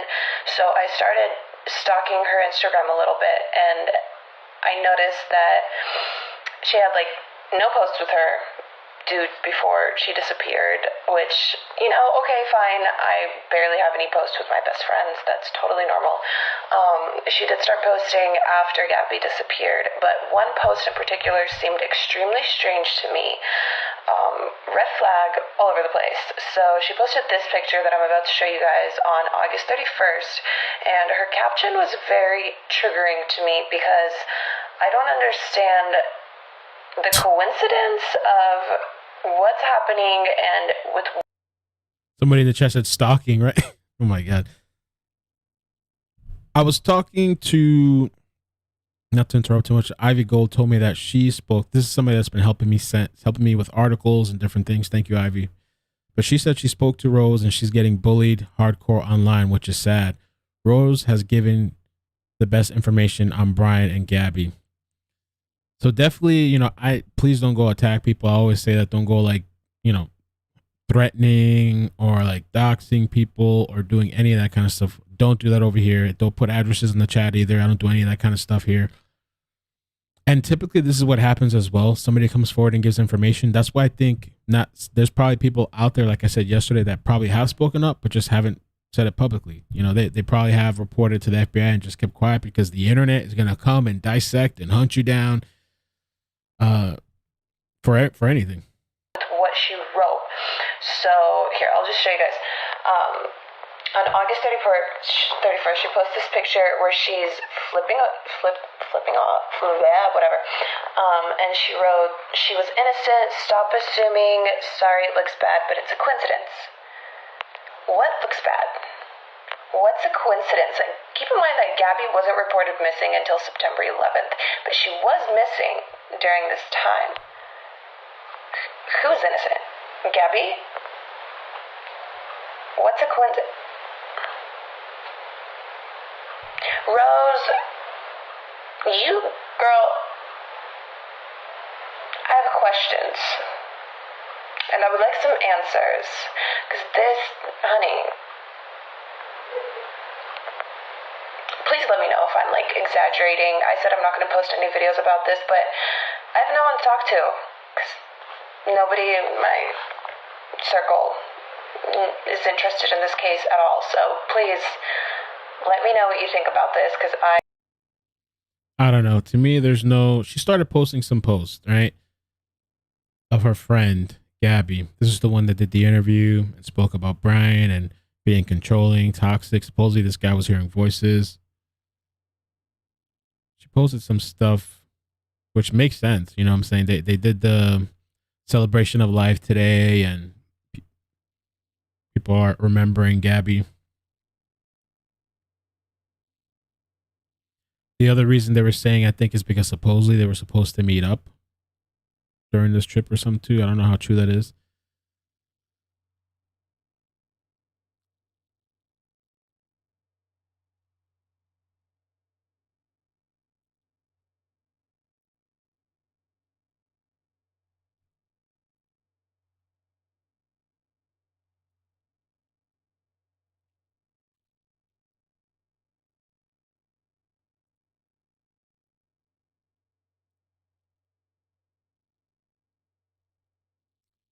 So I honestly think it's just... This was just... Oh, this was another person talking about the situation. Was it the same one? Okay, yeah. Gabby was also supposed to meet up with Rose that day, but Rose said she ghosted her. I wonder if they did actually meet up and she's lying. Yeah, I don't know. Just red flag number one. You could go, I have a whole video about it, the caption, everything. Then Brian's live that he accidentally started. The one clue that we had, okay, plastic jug, yeah, weird, but the shoes, look at the shoe. Close up. Looks very familiar. This was a little interesting. The shoe thing was kind of interesting, what she pointed out in this clip. I don't believe the water video. I don't. But let me take it back just to play that over. This was just red flag number one. You could go, I have a whole video about it, the caption, everything. Then Brian's live that he accidentally started. The one clue that we had, okay, plastic jug, yeah, weird, but the shoes, look at the shoe. I mean, oh, sorry, I'm blocking your way. That don't look like, I thought it was, but maybe it's not. I don't believe this video. I really don't believe this water video. Close up. Looks very familiar. I mean, sure, it could be a coincidence, but there's too many at this point. Rose, can you explain why the shoe on his boat is the same as the shoe that you're wearing in so many pictures? Bruh. I sent a video to your email. Okay. 3:30, Brian is supposed to be doing a live stream about the situation with the FBI coming. Check this. It's 100%. I've seen this already. We've covered this a couple of times. The video that Nerve Gorilla put out. I want to play this clip, and then we're going to read super chats, and we're waiting for Brian. Gabby, most people see a sister, a daughter, a granddaughter. Brianna Fox says FBI agents assigned to this case aren't Brian Entin, not Laundrie. just working it. They're living it all day, every day, 7 days a week. And a key element to solving this mystery, Brian Laundrie's parents, and what role they may have played in their son's sudden disappearance. You can imagine, while the parents are probably very concerned about what happened, they're also concerned about their son's future. But at the same time, it is potentially aiding and abetting if they did know that he was not there or they helped him to escape. It's a race against the clock for the FBI, Brianna says, nonstop day and night. No room for rest as every moment counts, leading to one goal and one goal alone, find Brian. But it's not as easy as it looks in the movies. People assume from watching TV and reading and watching movies that FBI agents have access to basically every database, all this information, but that's not the case. And in fact, there's very restrictive means to get into certain information, and it makes it difficult when you're working a fugitive case. It makes it even more difficult if that fugitive is, let's say, not doing the typical things, spending money, using a car, doing things that would make it a lot easier to track a license plate, to find their financials, to track their messages with other people, This former federal agent knows the world is watching and waiting to see where Brian Laundrie turns up, if at all. The key to finding him, she says, is twofold: his social media pages and his inner circle. Not just family, but friends and acquaintances who may help him hide. No stone unturned when it comes to his entire inner circle, because if somebody is helping him to flee the law, that's probably someone in his inner circle. Brianna tells us a case this size is all hands on deck. Agents are everywhere, night and day, looking at every single tip and every clue. So if somebody is willing to go literally off the grid and maybe live off the land, that is probably the most extreme and difficult way to find someone. And tonight we want to thank this USF professor for really giving us her insight, a fascinating look at what it's like to work a case of this magnitude. Let's see. Okay, I see you. Trying to add somebody. Okay, let's do super chats, and we're waiting for Brian Entin. Supposed to be a live stream talking about what happened today with the FBI and taking evidence. I'm waiting for you, Ivy, if you can add me in the chat so I can add you. Let's see.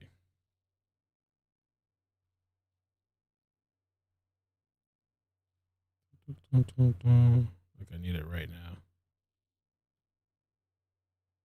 Okay. Well, let me move on to the chats then. For today,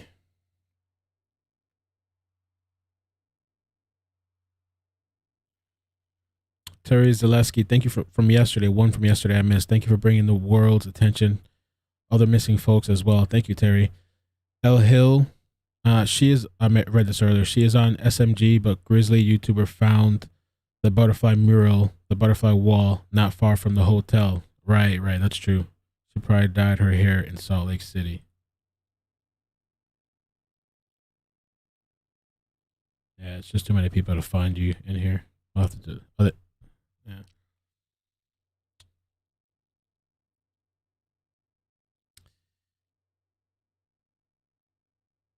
Jeff Hep 2005. You told me about the Twitter page. I was trying to. I found the page, but I'm not sure exactly what I'm supposed to look for on there. I see some of her posts.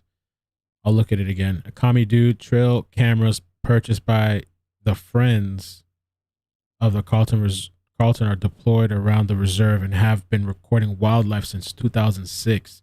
10 hour in service. Thank you. That's what I meant to say. I saw it somewhere. I forgot where it was, but thank you for that. Ikami Dude says trail cameras purchased by the friends of the Carlton are deployed around the reserve and have been recording wildlife since 2006. 10 hour in service. Terry Oliver, geofencing is what's happening. Absolute science fiction type of detecting. Interesting. Kim T, keep up the great work. Keep up the great reporting. Can't read. Jin, thank you for the super chat. The young lady said Gabby came back in restaurant saying she was sorry. Excuse my friend. I know this is a no-no for any control freak. Don't ever say you're sorry for what I did.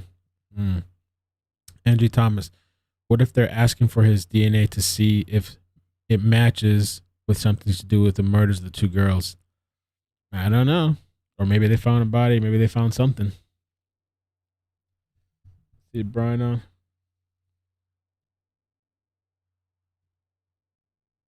Okay, let me pull up another one too.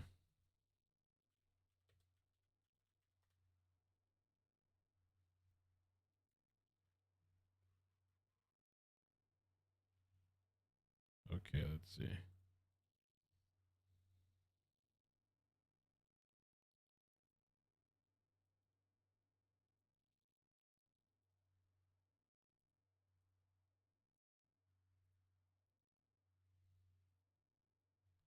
Oh. Okay.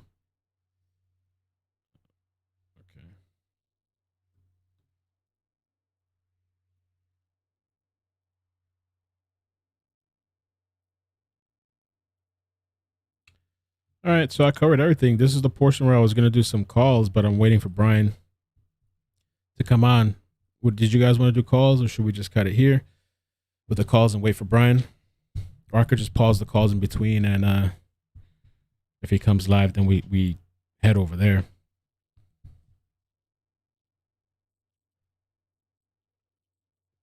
I could just read the chats too while I wait.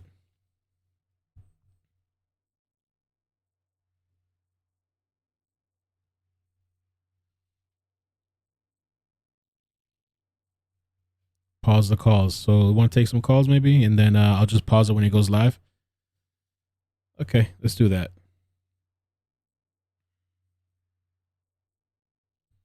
Do some calls.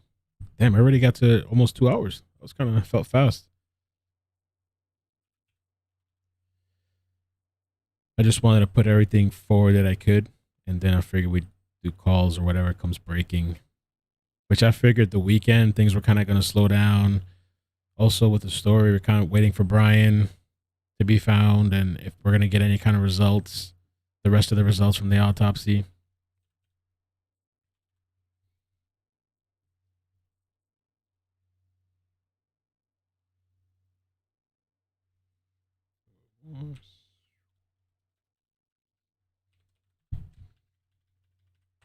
All right, I'm going to mute for a second, and we'll take some calls while we wait.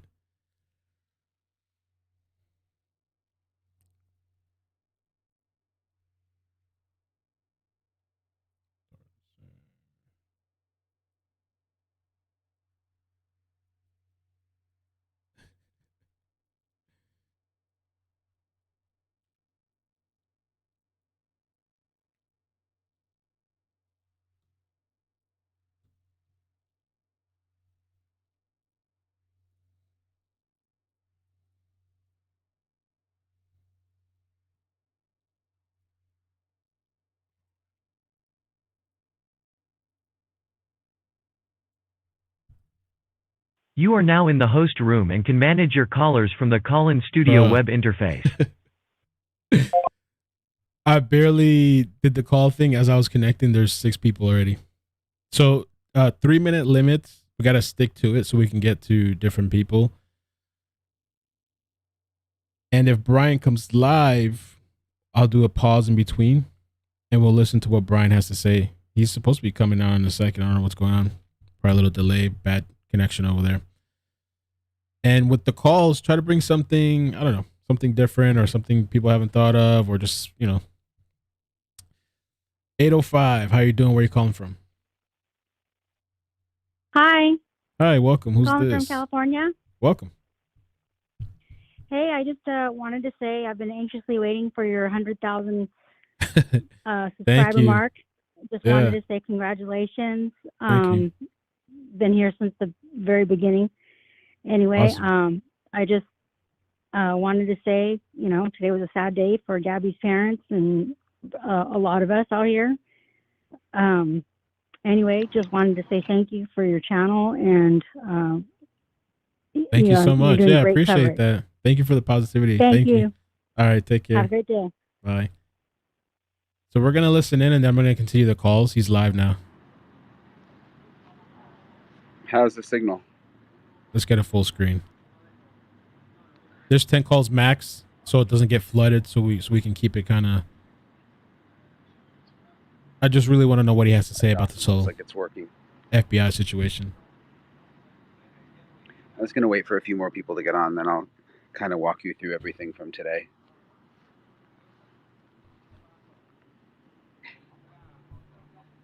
People that are on hold, just hang on till this is done so we can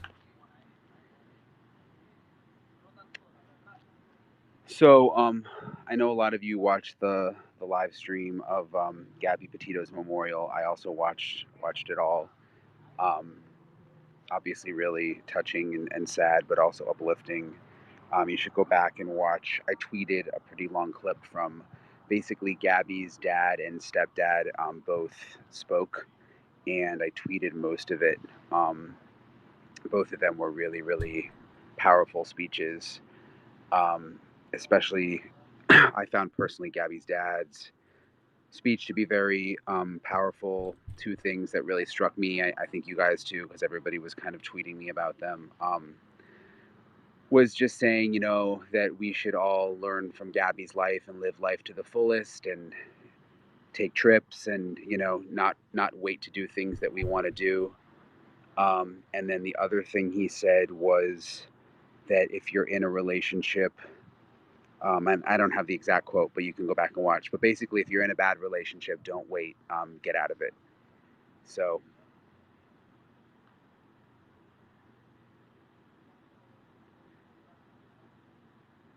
and again, I have the clip back there, and a lot of you were tweeting me too. I mean, yeah, they do seem like an amazing family, and I think they're really using this moment to try and help other people. And I think Gabby's story, I think that's a reason that everyone has been so interested and sort of glued to it, is because it sort of does stretch beyond Gabby and can help other people.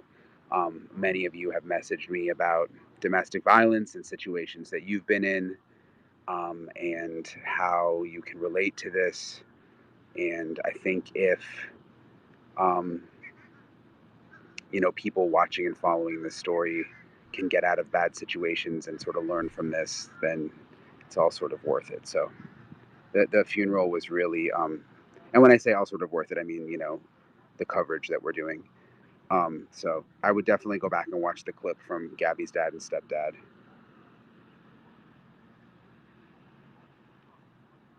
if you guys wouldn't mind hitting like as well, thanks, man. Helps the stream out a lot. Someone saying the memorial was uplifting and sad at the same time. I would definitely agree with that.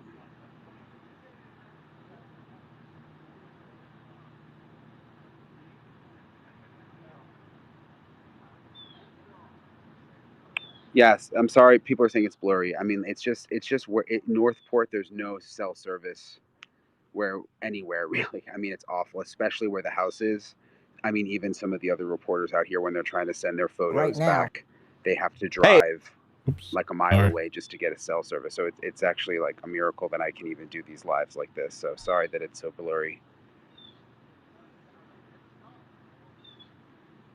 Okay, so I'm going to get to the second thing now that happened today.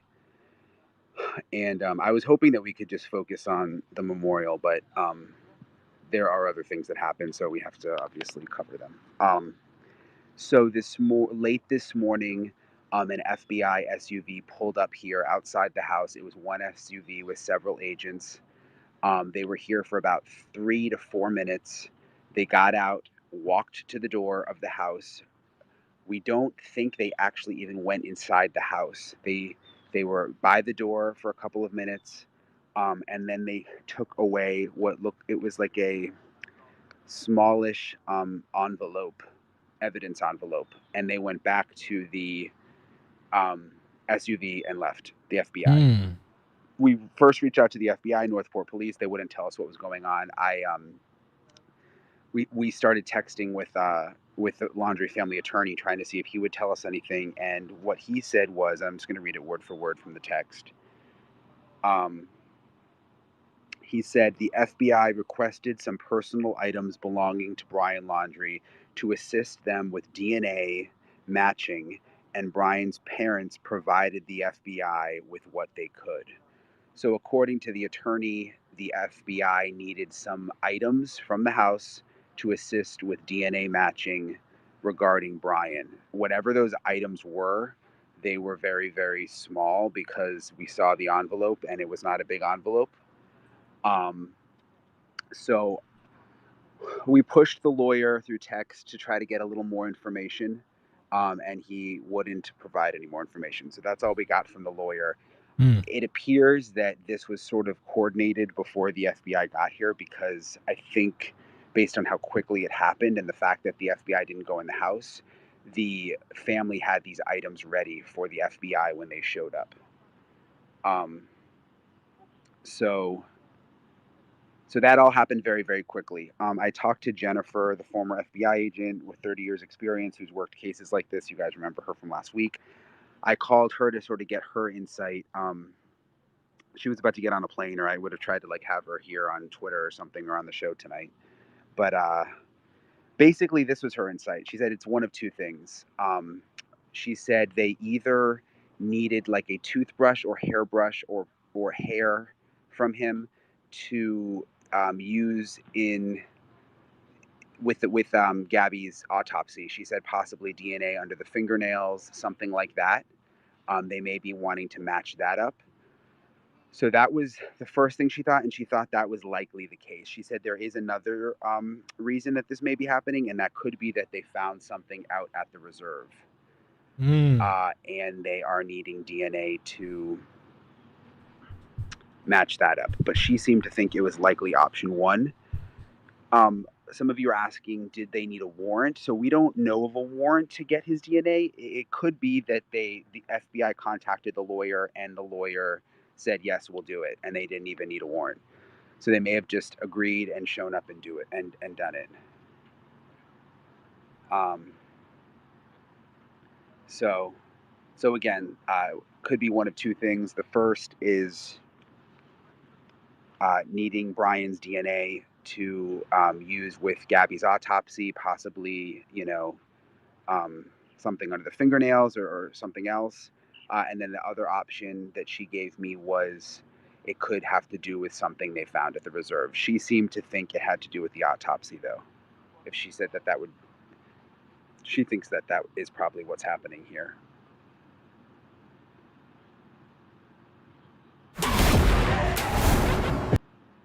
Sorry.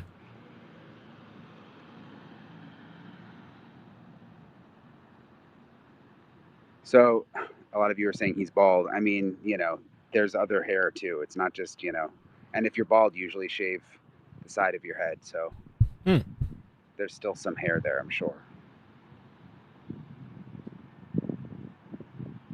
It was a small item, whatever it was. It was a very, very small, because it was in a small.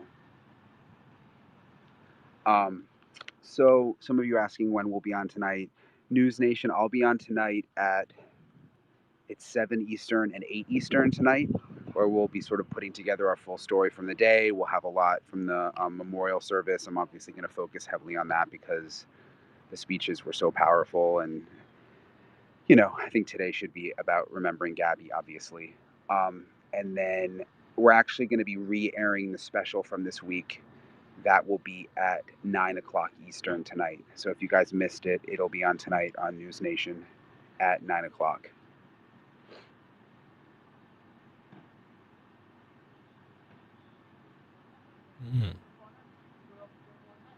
Somebody mentioned to the decomposing body earlier that we talked about, and now they're collecting DNA, but could be anything. Brian saying that. Just kind of looking through your questions. Again, sorry about the quality of the video. There's really no, when we go live for TV, we have satellites and all sorts of other equipment that can establish a signal for our TV channel, but to do Facebook Lives and stuff, we just have to use hotspots, and there's no cell service here, or there's barely any, so I do apologize. Brian saying it's probably for the autopsy. Thank you, Stephanie, for the super chat. Someone's asking, are they still at the reserve today? Yes, they are at the reserve today. They were there yesterday. To our knowledge, that there's no updates there. But they have been out there.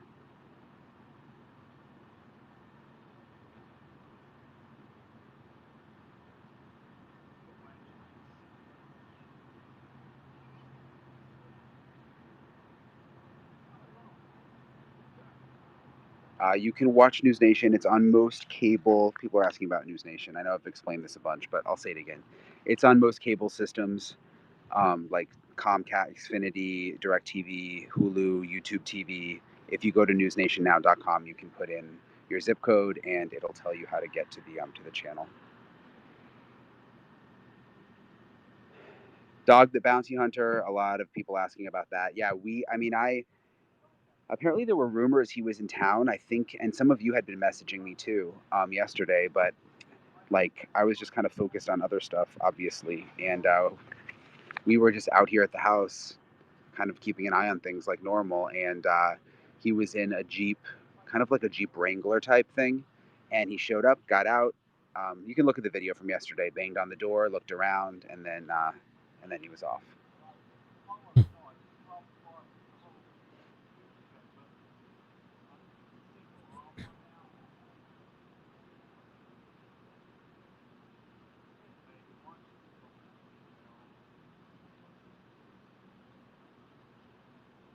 Thank you for the super chat, Lacey. So I'm just looking to see if you guys have any other questions. A lot of comments. No word asking from about a Vermont ferry woman. I haven't seen that. No word from any Brian Laundrie's friends. Does he not have any friends? There was a mutual friend that spoke up, but that's kind of it. There was also supposedly somebody, they were claiming somebody was an ex. I don't know what happened. I was trying to see the profile. The profile was turned private. There were some screenshots that were sent to me. I was trying to find it, but it's a bunch of emails. You guys have asked this a few times, but you're asking again. The camper here was searched. The FBI, when they did that search warrant, searched the camper. That's a great question. I've had a lot of people ask that as well. I'm not the only reporter left. There's a few out here. I think there's a few.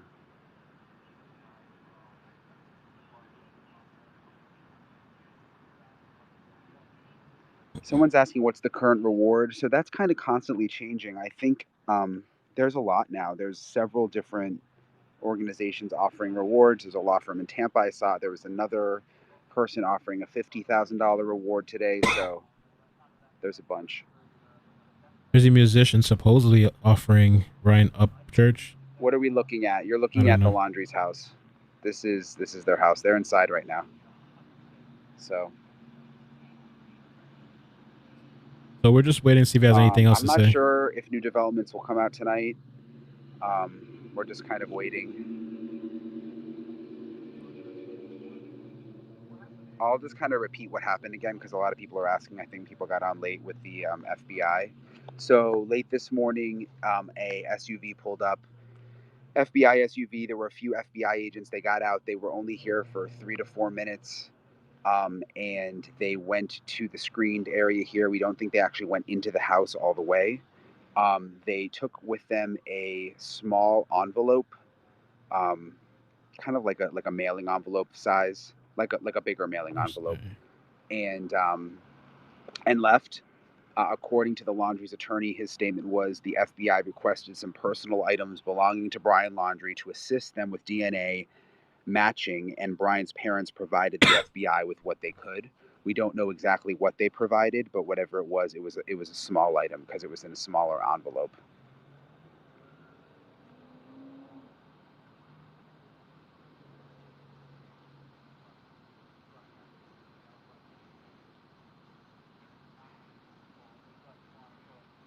I think that's pretty much it. That's pretty much it. Yeah. People are asking if there's cops at the house. There's no cops out here right now. And before they would usually have cops at the end of the street, kind of blocking the street and keeping just people wanting to drive by out. But I didn't see any of that today. So everything just seems like it's back open again.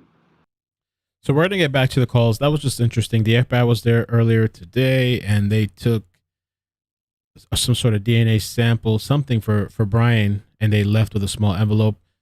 Brian Entin said that it was probably like a toothbrush or a hairbrush. People are like, oh, but he's bald. But I guess they could still get samples. I don't know. I don't know how that stuff works for those guys.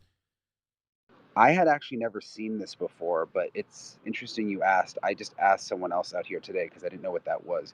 Apparently, according to someone I was chatting with out here, like if you hang that bag with a penny in it, it like creates shadows and scares bugs away, something like that. What? I didn't really get it. I never heard of that. I didn't know it. So yeah, what we're gonna do is we're gonna take the rest of the callers.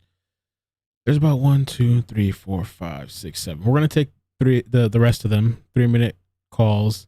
I don't want to, because we're already at 2 hours. I think today, because I don't know if there's going to be any other updates. The weekends are usually kind of slow in the store. We're just kind of waiting. And I want to work on a new video tonight. Tomorrow, we're going to see what pops up as well with the story. But let me take these calls and we'll just see what happens. 323, how you doing? Where you calling from? Hi, I'm doing good. I'm calling from Washington, D.C. Hey, welcome. Thank you. So I actually just wanted to talk a little bit about Gabby and Brian's friend.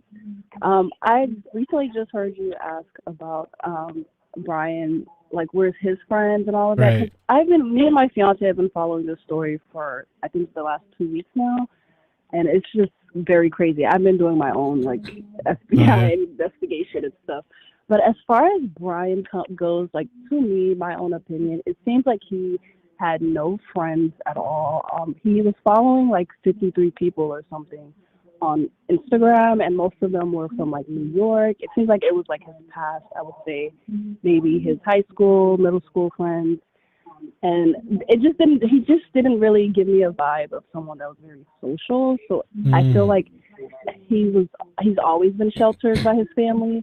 So it kind of makes sense why his parents are like the way they are.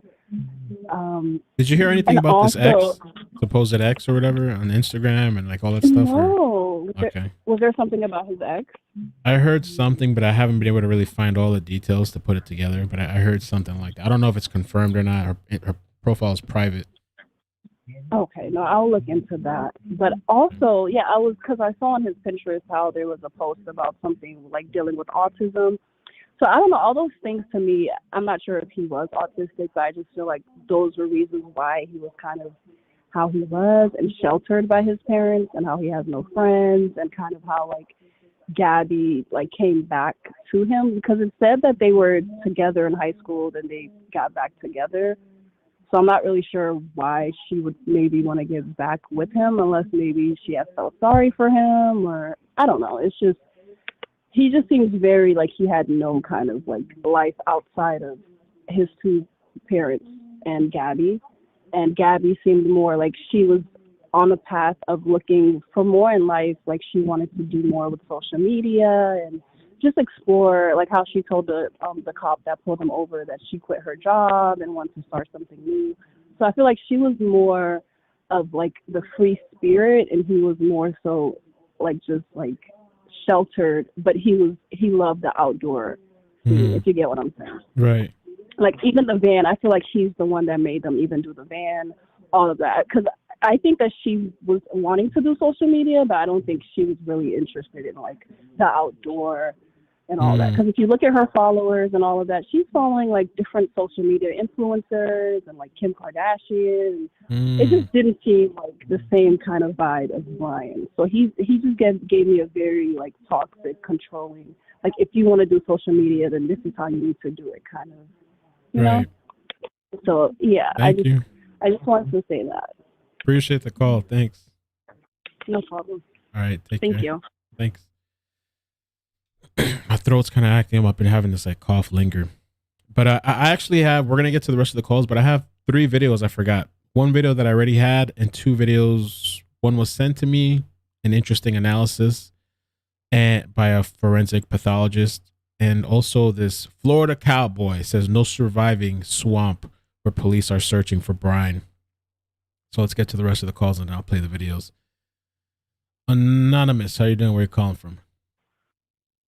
Hi, I'm calling from the west side.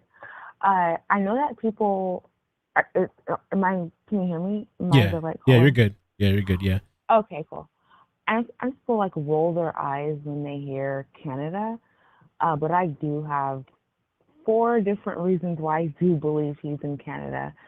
One, because of the video that you played a couple of days ago, where the nature guy pointed out that there's an Brian interstate Laundrie now behind the reserve that's a straight shot to Canada.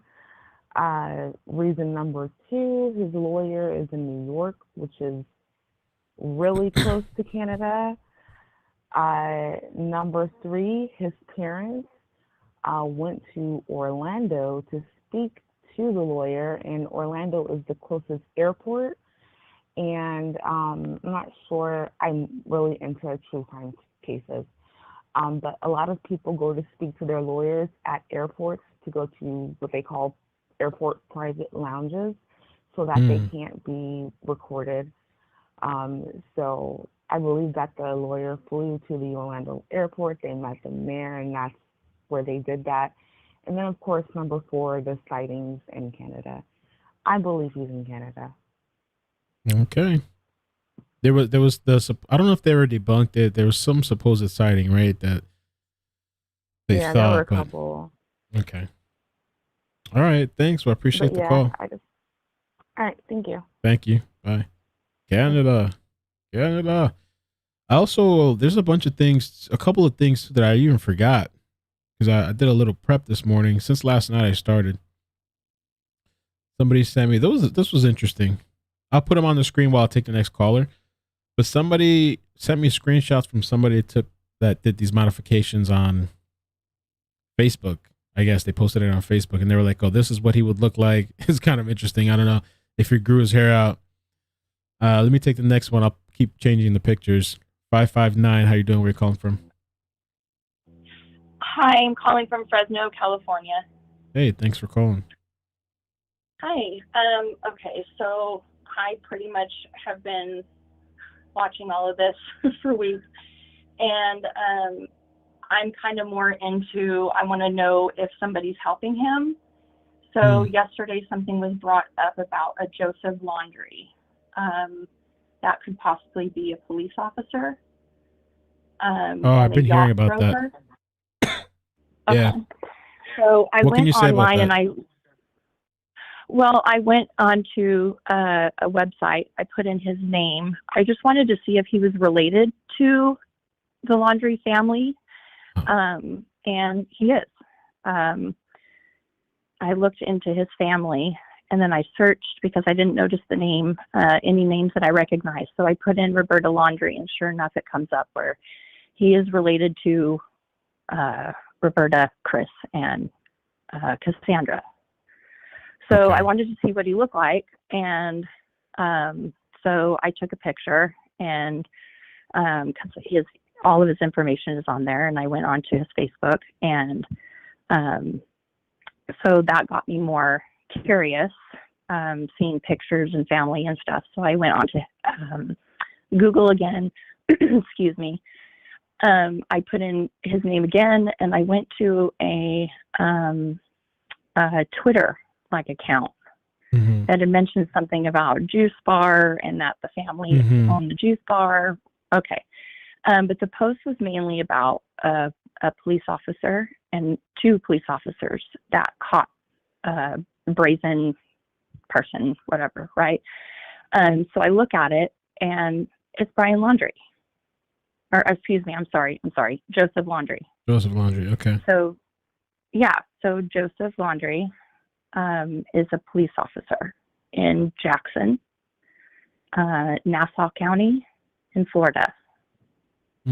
So I just thought it was very interesting that they have a family member that's a police officer, and he's a yacht broker. So he has a connection to yachts, boats, and would pretty much know what to do if you're a criminal, and, you know, not saying anything, how to evade police. And,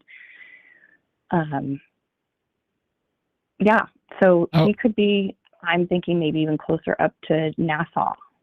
Do you know what his age range is? Just curious what the age range is. And we're not doing any more call-ins, guys, because I got 2 more videos to show.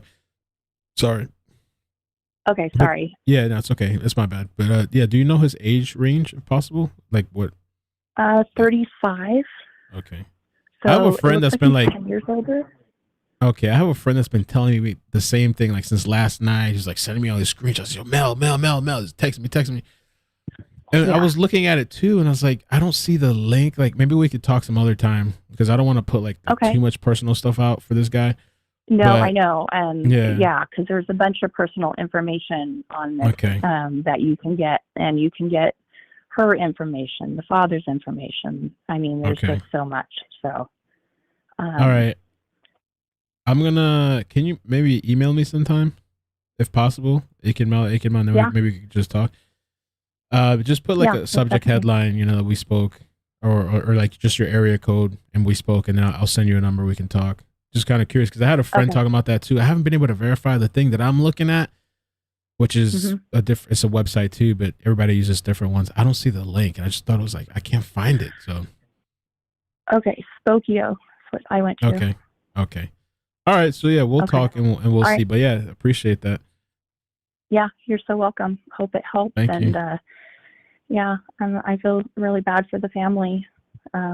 Just wanted to say real quick that I was in a domestic violence issue, also a relationship in my early 20s, and it doesn't start off like that.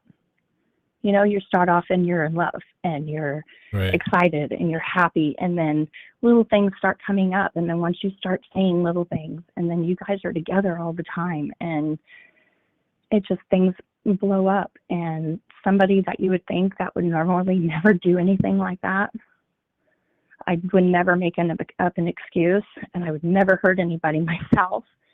But I've had like an ex that would like yell and foam at the mouth, and I stayed with them for like 3 years. And, you make up excuses for them. And,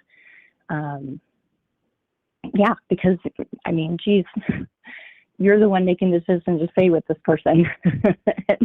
And other people see it too, and they say stuff. And so anyway, I'm sure all that will come out later, but, I just want young girls to know, don't stay in it. It's not going to get better. Sure. I think it's when you're younger too. It's a little bit harder. You're not as wise as experienced. So, but yeah, I totally agree. Right. Thank you. Appreciate that, and thank you for sharing your experience. All right, take care. For sure. Thanks for calling. Thanks. Bye-bye. Bye, and email me. Okay, I will. Thank you. Bye. Thanks. Okay. Bye. So we got 3 more callers, and then there was another thing too. I forgot. There was the supposed other sighting, but we'll talk about it after the 3 calls. And this guy has pictures to show that he was in Moab, and that he saw the incident too that happened outside of Moonflower. So we're gonna take a look at that as well. 236. How you doing? Where you calling from? Hey, Vancouver, BC. Hey, welcome. How you doing? Oh, I'm doing good. So over here in Canada, as your previous Canadian caller was saying, a lot of people, they're not following this story. But 2 major points I gotta be stressing out there. Number one, with the previous caller from Canada, I do believe he is here in Canada, because if he is this supposed outdoorsman, Vancouver would be the place for him to be, because it's mountains all over the place here, including the Rocky Mountains. So who's to say exactly somebody didn't actually help him to get across the border? They were saying it's hard to get across that border. Do you know what the border's like over there? No, it's not. Because actually, if you see TikTok videos, you get these little Timbit videos where it's the American border, Canadian border, and they're hopping back and forth. Well, how do you figure that? Right? I don't know if you ever seen those videos or not. Which one specifically? TikTok videos. So basically, there's the American side, and then all of a sudden, there's like a thing, and they're on the Canadian side. And they're hopping I haven't seen those. Yeah. Oh, okay. So there's a little thing like that. Possibility. Now, that second point I also want to be stressing out is the way, when they got pulled over, the way the cops actually conducted themselves. Now, I know the law is different in different countries, and certain things are done within certain ways. But the way the cops actually handled this situation I think this whole thing could have been avoided because, number one, it was a domestic call. Number two, if they actually seen a white female in distress crying, they had her in the back of the police cruiser already, why didn't they detain her automatically when she said, well, yeah, I hit him. Brian's got marks on him, everything else. Why didn't they detain her, bring her to the police station, have her in for a couple of nights behind bars, contact the parents, and get a lawyer? They didn't take those steps, but yet it was a domestic call. So over here in Canada, whenever a domestic call comes in like that, one or either of the parties are going to get automatically arrested and put behind bars. But for these cops, just to let them go their separate ways, they accommodated Brian, everything else, it was so poorly done. I'm sorry. It was very poorly done. Yeah, thank you for sharing your insight on that. We're calling another Canadian. Thanks, man. Oh, there you go. All right, take care. See ya. All right, 2 more calls. I might take on the extra person, that one person that said supposedly they spoke to the father. If she can email me. But I have 3 or 4 more things to show you guys. Hi, 864. How you doing? Where you calling from? Person said supposedly they spoke to the father. And if you could turn me down in the background. 3 or 4 more things to show you guys. Hi, 864. How you doing? Where you calling from? 1 second. Okay. Let's see. 864. Okay, I'm gonna put them back in the queue. I'll take you back after. Oh, I think they're gone. Let's take this one. 614. How you doing? Where you calling from? Hello. Hi. G'day. Yes, I hear you. Yes, sir. Okay, calling from Australia, mate. Oh wow, welcome. I don't want to cast. you got fans everywhere, dude. You've also got one of the biggest open source intelligence networks I've ever seen. By the look of it, you're doing well, mate. Look, just in relation to something that the gentleman just said earlier, in regards to the police being called to the domestic violence issue. My understanding at the beginning of that video, when you look at the acts on camera, that he'd pulled them over because of the erratic driving and the speed that they were doing. Not quite sure whether or not he'd actually heard or seen or received the call that there was a disturbance or what have you. So I'll give him the benefit of that doubt. But I actually wanted to ring in regards to just in relation to the Carlton Reserve, which seems like a fairly big, nasty place to be wanting to stay for any period of time more than about 5.5 microns.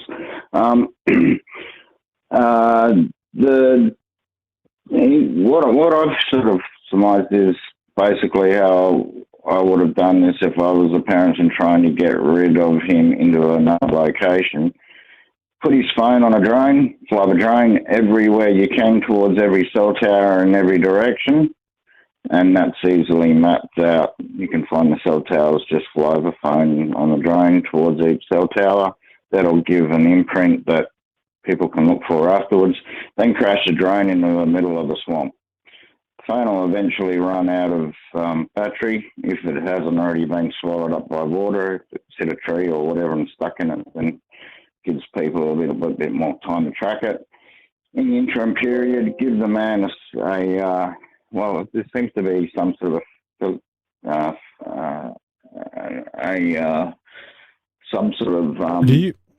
affiliation. Are you on speakerphone? Do you have like the speakerphone on or something? No, I'm on headphones. Can you try taking that off? Because they're saying it's like a little loud and it's kind of like muffled a little bit. Maybe if you could try it.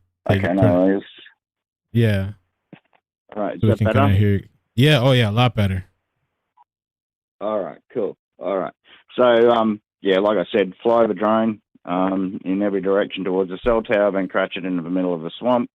Whether or not it hits a tree or lands in water, it doesn't really matter. There's a signal there that's there for a little while, and obviously the cell towers have got that signal, and metadata can be tracked for how long. If there's an actual signal because the battery's still going or whatever, that might give them a week or whatever. Depends on, depends on the battery, depends on the phone. As well as the drone as well. If it's a DJI drone or whatever that has contact satellites that may or may not be transponding upwards, you never know. But regardless, there's supposed to be some sort of affinity with water and getting on boats and whatnot. I would do that with the drone, and then I would grab an Inmarsat phone or a satellite phone or whatever, which the lawyer could have provided, and sayonara, goodbye. All right, man. Well, thank you. Hypothesis. I appreciate that, man. Thank you for calling, especially from Australia. Yeah. Yeah, no worries, man. You take care, and you have a great one. And you too. Yeah, you're doing well, dude. Thank you, man. Excellent program. Thank you. Cheers, mate. Bye-bye. Cheers. Australia. Foster's for beer. I forgot how it goes. If I could find the one person that said she spoke to Gabby's father, if you could email me. It's really hard to sometimes follow the chat. If you could just email me with a subject line, that would help. Her name was, let's see real quick. I think it was, I could check here. I have some things to go on with you guys. Donna, if you could email me, take my call. I spoke with the dad last Sunday. Okay. Let me, in the meantime, if she emails me, somebody took these screenshots. They sent it to me. This was from Facebook. This guy named Josh Randall. You all will not believe this. We were in Moab, Utah, the same day that poor girl Gabby was with her boyfriend. Right before she was murdered, we arrived in Moab, Utah, 45 minutes before our ATV ride was scheduled. We were going to kill time before 5 o'clock. So we drove around downtown. I saw this guy, what I thought looked like, slap a young girl. So I drove down about 2 blocks and did a U-turn. Came back to that scene and pulled over across the street and watched them for about 10 minutes just to see if he was actually hitting her. At that point, it appeared to me as 2 young people arguing. He acted real sporadic. Getting out of the van, slamming the door, going to the back of the van, slamming those doors, walking around to the passenger side, and him and her arguing, and she was crying. I was watching because if he laid a hand on her, I was going to walk over there. Suddenly, he cranked the van and drove off in a hurry. I can describe both of them in some detail. Come to find out, that's exactly when the 911 call was made by another witness seeing, get the second screenshot.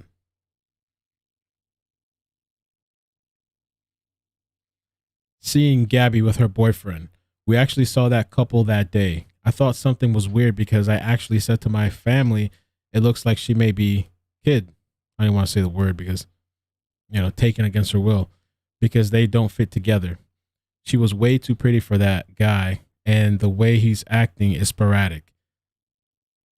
Thinking about the situation is, I guess he meant to say thinking about the situation is horrific, knowing the outcome. After a few moments, you could tell she wasn't kidnapped. Oh, or whatever, I screwed up. Because she could have gotten out of the van. Below you will see our pictures that I took as soon as we arrived at the ATV place, just a couple blocks from where we saw them. The timestamp is 5 o'clock. So there is a timestamp. And the person that sent this to me, he knows the person, a friend of his. I blurred out the kids, but August 12th, and the person did look into their photos, and they were in Moab, and so this is just another, person stating that they saw them, and this seems like this was the thing with this couple, with Gabby and Brian, and I really do believe she probably was trying to protect them when they were pulled over, and apologizing, and I'm so sorry, but they've had a lot of issues. And there's another screenshot, but that one it's just more pictures of them on that day, but it's a bunch of family pictures. So another thing. I got an email with regards to the whole Joseph Laundrie situation. Okay. I got an email. Somebody says Joseph Laundrie is not a cop. He is Chris Laundrie's brother, and this person knows them. Okay. So they're saying, this person's saying Joseph Laundrie is not a cop. The mystery continues.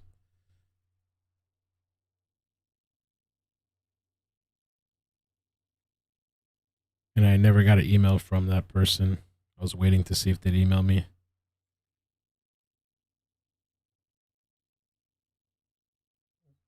Okay, another thing. This image here. People are still going on the internet talking about this. This has been like a debate, I guess, or something. Is this a gun? Is this not a gun? Somebody messaged me about this, and she was talking to people on Facebook, and there's people agreeing, disagreeing. Some people are saying this is something called a dab something. I forgot what this girl called it. I say don't ever do dabs. Once I did it once, I'll never do it again in my life. But I guess this contraption, I've never seen this before. I guess this is a contraption for the dab. And they were saying maybe she was holding a dab thing.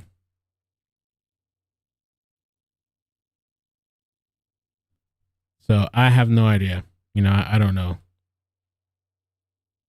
Was she holding a dab? It almost looks like a gun, but the quality is not that great. And some people on Facebook are saying, no, that's not a gun. It's this contraption. Yo, dab. Oh, no. Oh, my God. I was dumb. Like, I could not function. Do not do that stuff, bro. It's just it's marijuana, but it's like wax form. It's for these people that like need the highest of the highs.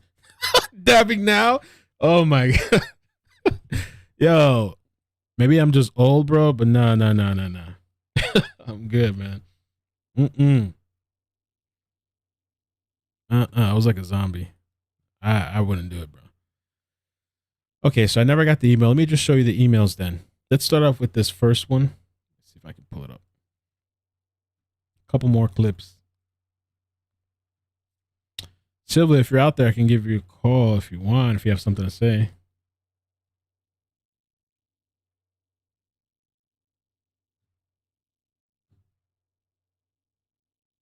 At the entrance of the Myakkahatchee State Park.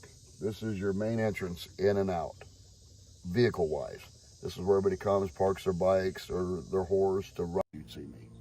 This train here is in and out, vehicle-wise. This is where everybody comes, parks their bikes or their horse to ride the trails and all.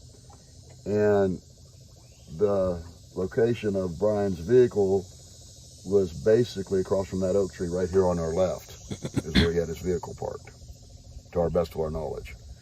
When it rains, it all comes up from Myakka City, Myakka River on down and flows this direction. And that side stays a lot wetter until we get it over here. This is what you would find in that 25,000 acres of the Carlton Reserve, except for a few high spots where the power lines are and a couple roads they have in there.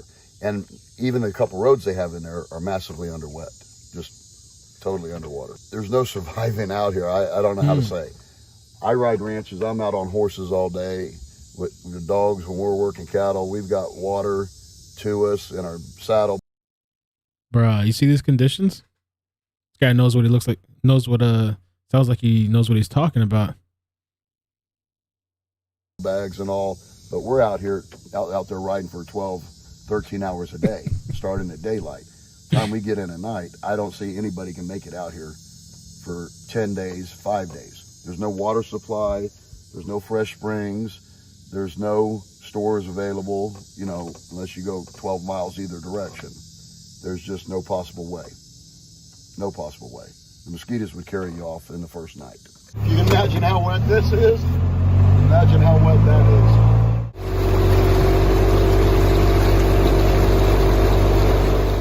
Well, I've been here most of my life. I've worked these lands since I was 15 years old. I used to run a ranch in Frostproof, 20,000 acres when I was younger. And I have my own places and cattle and stuff. So I've been in the woods in and out all my life. I'm no bounty hunter, I'm no tracker, but I have helped them look for things that have been missing a few times. And they did ask me a couple questions about the area over here, because here a while back I had some cattle get out and I had to go find them, and the land was very wet like it is now, just as very wet. And when we were back there, so what we did is we ran up along the creek on the high bank where we could with our horses, and we looked for areas that were dry, because of course any animal or human is going to go look for a dry spot before they stay in a wet spot.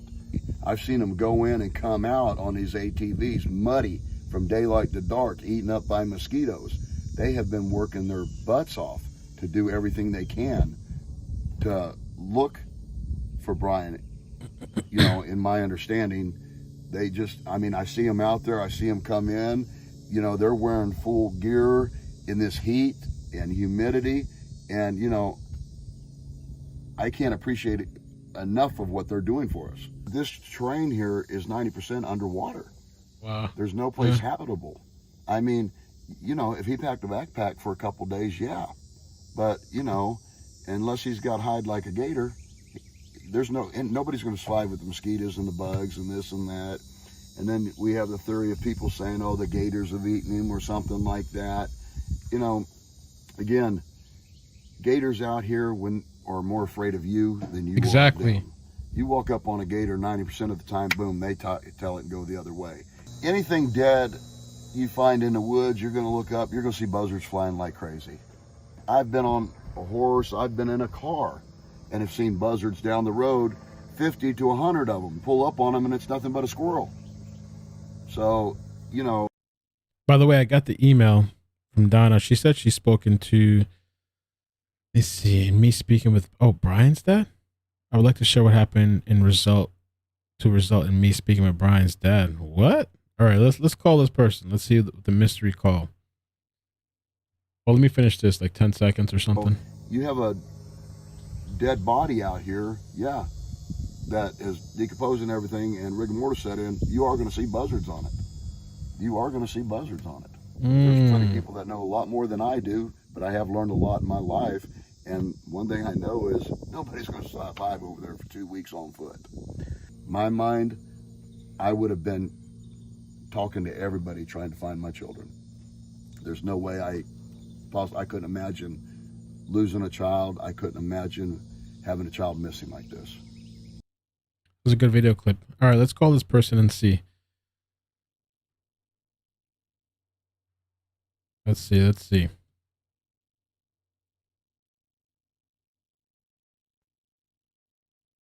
Hello. Hi, how you doing?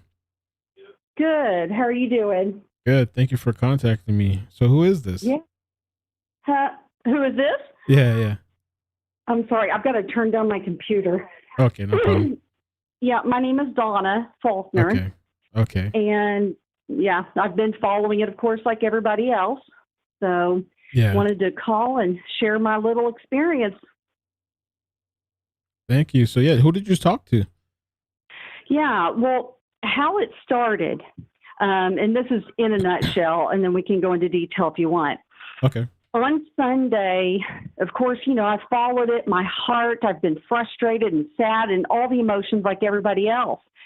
And on Sunday, when we all got the news that they found Gabby's body, I was heartbroken. I was pissed.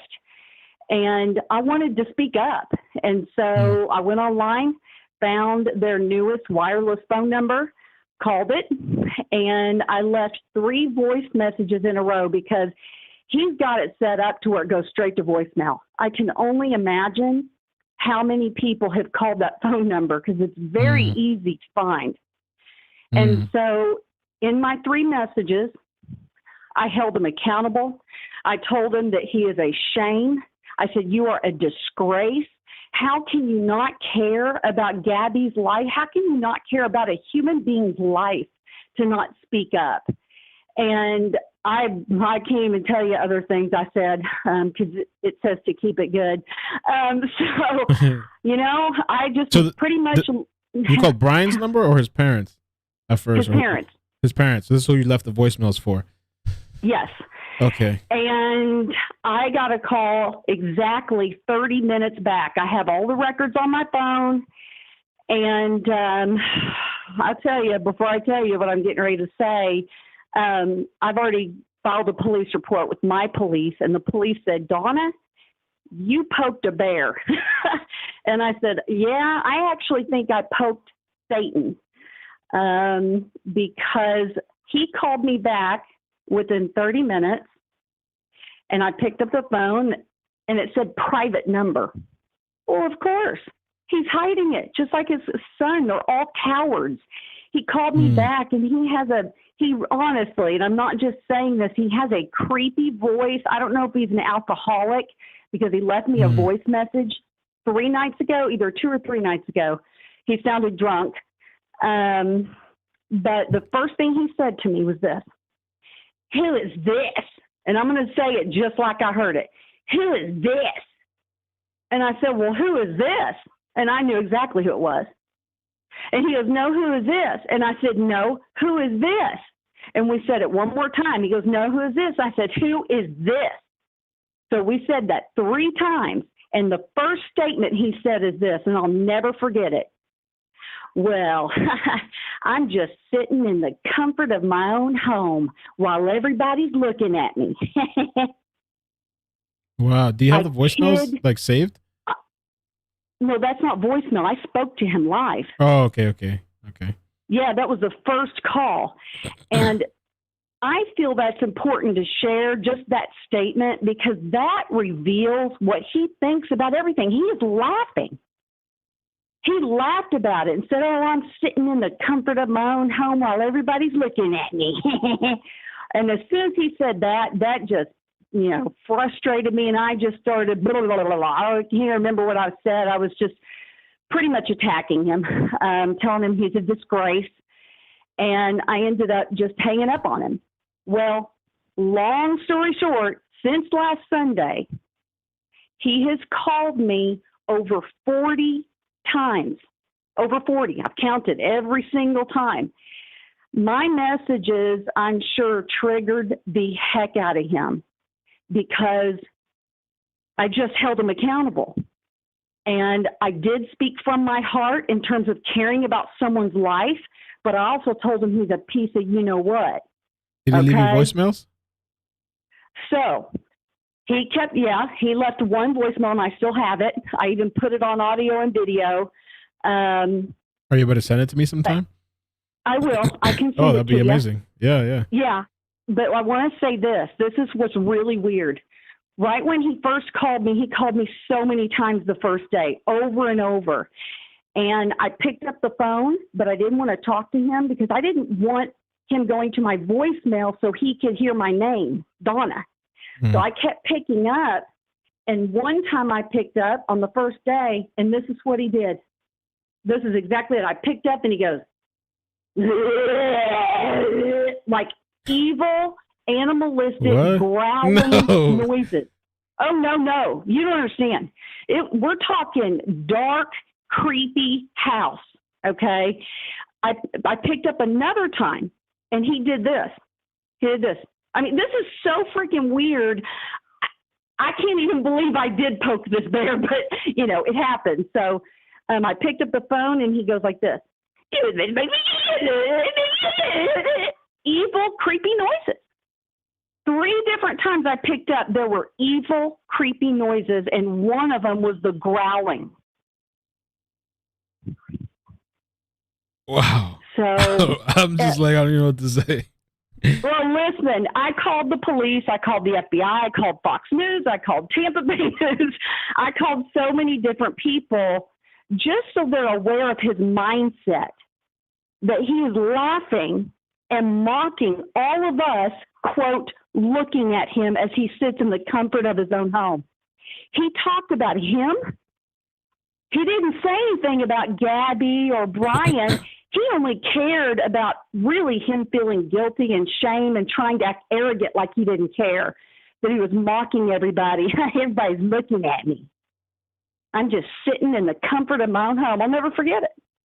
And so he's called over and over. I didn't pick up because the police told me just, after you told them to stop contacting you, let it go, if you did the legal thing. So the last time, well, I said last time, a few calls ago, he left the first voice message, and it wasn't anything bad, but it was kind of creepy. I felt like he was, and I'll send it to you. It sounded like he was drunk, and he was singing a song with my name in it to pretty much tell me I know who you are, you know, just singing a song. So I'll send it to you. So that's it in a nutshell. Damn. So you have a voicemail, and what else do you have? Well, I have the voicemail, and of course, you know, I have my call log that shows private number. Oh, and then another time, actually, I picked up, I think it was the first night, Sunday night, because the phone said unknown. It didn't say private number, so I thought maybe it was someone else. It was his wife. And the first thing she said that came out of her mouth, she said something like, is this Satan, or is Satan there, or something Satan, you know, like, because I left, you know, shaming messages, I'm sure. And as soon as she said that, I started talking over her, and I just hung up. That is so weird. And it was all from block numbers. Okay. Yeah. Wow. Yeah. And when I will say this, when they kept calling from private numbers, and I was calling back, letting them have it on the voicemail, after he would call, I would call the voice message back and just rip into him. And one of the messages, I said, you are such a coward. I said, obviously cowardice runs in your family. You can't even call me from your own phone number. So I called him a coward. I called him all sorts of stuff. But I want to finish saying this. In that moment, I felt sad. I felt frustrated. I felt love for Gabby, and I wanted to speak up. Listen, I've been a professional public speaker. I've been in ministry. I've been a recording artist. So I'm very much about speaking up for justice or for anything. And I just am like, I've got the guts to do it. So I called, told them what I think, but I'll end it like this. I do forgive. No matter what is going on, no matter what Brian, his parents, or anybody around this country or world has done, I will come back to a place of compassion and forgiveness. It doesn't mean that they shouldn't be held accountable and, you know, just get whatever they need to have coming to them. But I'm in a place of, you know, frustration, but really forgiveness for all of it. So, and praying for everybody. Are you able to play the call right now for us? Is that something you could do? You could play it now, or you don't have it like available like that? Like, yeah, I'd have to. I can't play it from my phone. I have to go to. Hold on, let me turn down the computer. It's on my computer, so let's see. Okay, well, I guess email it to maybe if you can, then and we'll figure it out. See if I can. Well, it's right here. Okay. All right. It is. The chat's killing me. What? No, the chat. Yeah, they're kind of wondering about, like, they're just blown away, you know. So. Oh well, listen. I mean, I could. He called again last night. He calls every day.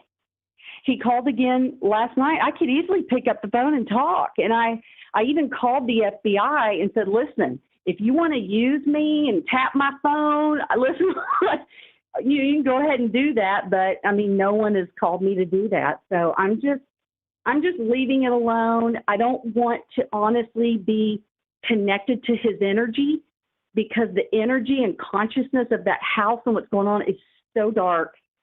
For him to literally, when I pick up the phone live, and for him to be growling, like,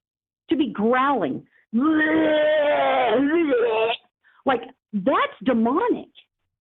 That's not a person in their right mind. Wow.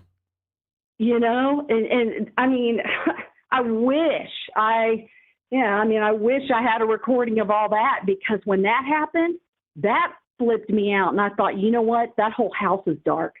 You know, it's no wonder his parents did not make Brian get that crap out of his room. You know, that black artwork with the people beating people up. I mean, listen, if I had a kid living in my home, there wouldn't be any dark stuff. I wouldn't allow it. But a person has to be in their right mind. A person has to be honestly connected and appreciate our maker, our creator, and honor and have faith, you know?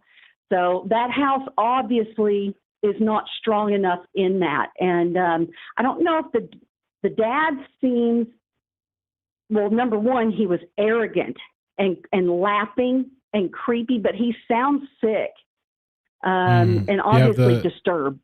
Did you get the recording? Did you find it? I'm sorry, God dang. I'm sitting here talking It's to okay. you. Yeah. I gotta turn up.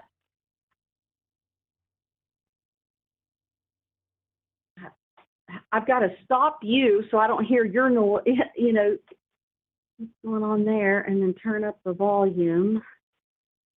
I mean, I thought about I'm looking for it. I'm getting it. It's almost.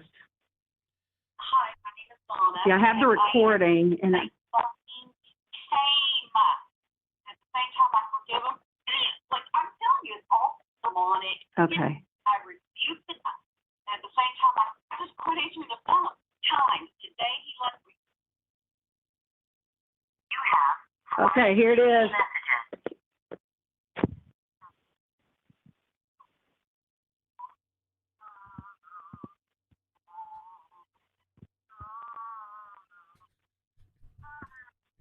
Can you put it louder?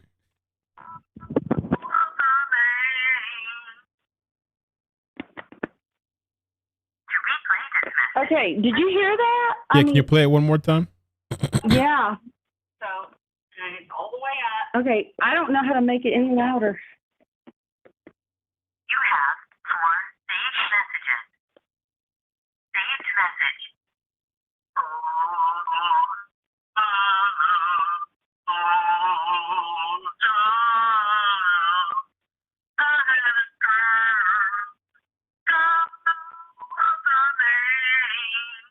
Bruh. Okay.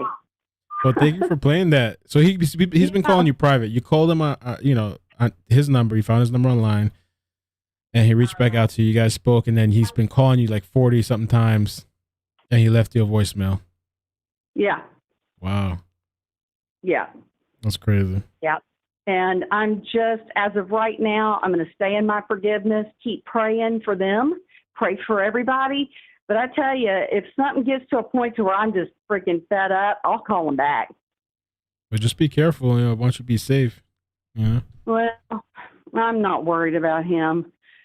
Listen, it's bothersome. I mean, I know I called. Okay. So I told the police officers right off, I started it. Okay. I'm responsible. I take 100% responsibility. I started it because I called, but for him to harass, now that's illegal when I told him to stop calling. So listen, I'll only take so much. If he starts calling more and more, I don't like it. So I'll let him have it again and then go into forgiveness. Well, thank you. I appreciate the call. I'm going to save your email. I have your email. Just save my email. Okay. But thank you for calling. Yeah, and just be safe, with that whole situation. I am. Right. That was pretty crazy. That was wild. Like, I mean, thank you. It was kind of a little funny too, just to hear. It's an incredible story, so we're just like, what in the world? But thank you for sharing them. It is. And I want to say this, that, I've shared this on different YouTube video lives. People are like, oh, she's crazy. She's just making this. It's funny how people will just immediately dismiss, but whatever. And it's true. I experienced it. I had the guts to speak up and to tell him, so he heard what I'm thinking and what a lot of people are thinking. But I want to say this to encourage everybody, that the weight and the heaviness of this, it's a lot. I feel it. I think everybody feels it. And I just encourage everybody to just stay in continual forgiveness for everybody and to pray. Pray for everybody. Pray for our country. And just stay in forgiveness, compassion, and prayer. Thank you. All right. Thanks, Yeah. Don. Take care. Okay. Have a All good right. day. You too. All right. Bye-bye. Bye. Wow. You know, I don't know, man. I don't really know. There's another person that wanted me to call him, so I'm gonna call him now too. You know, there's been times where I'm like, yo, there's no way, and then it's like, oh crap, they actually did this. Who knows? Maybe she'll send me screenshots. Yeah, I really want to say too, man, guys, be careful when, you know, some people, this is what I'm talking about with the internet. You know, some people go to lengths that you could put yourself in danger.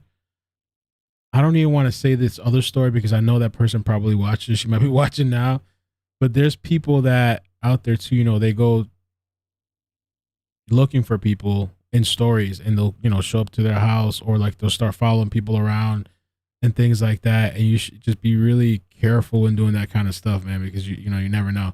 Let me place this call. I don't know, man. Maybe we're getting the crazy. I think this is what people want, crazy calls. I mean, I'm not saying that was crazy. You know, I'm not trying to. But I appreciate her reaching out. I mean, if anything. Okay, make outbound call. This person, let's see if he's being, I don't know what's going to happen now. Just rolling the dice.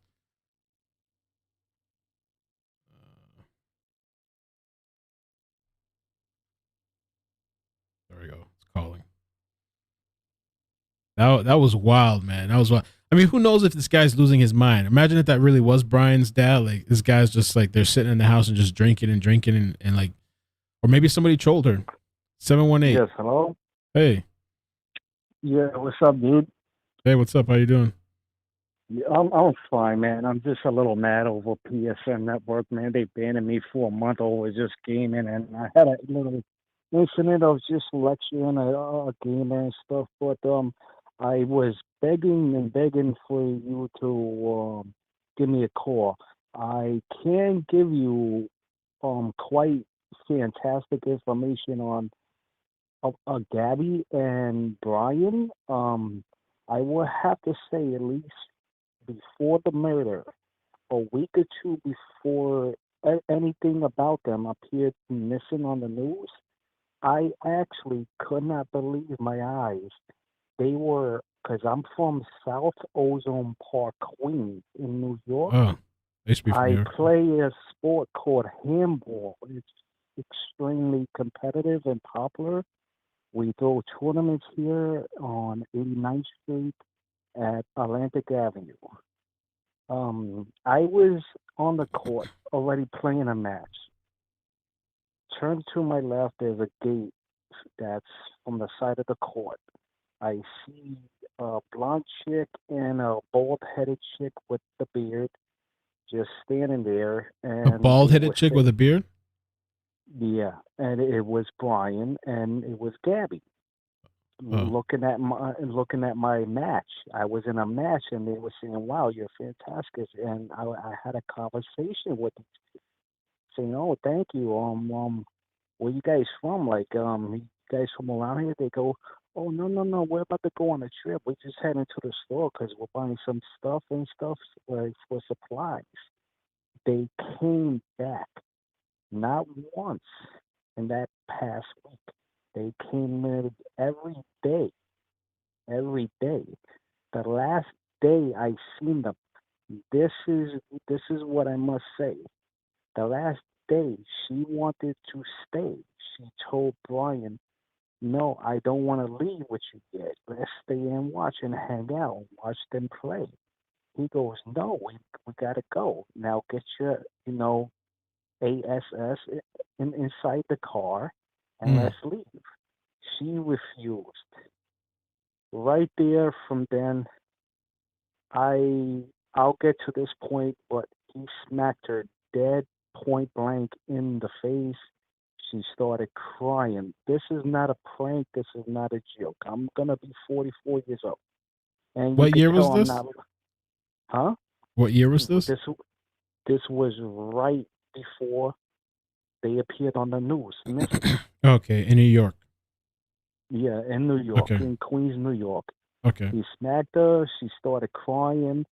So I went to walk up to him because I was at least on a different side of the court. So I'm about maybe 40 feet away from him because he's kind of gay.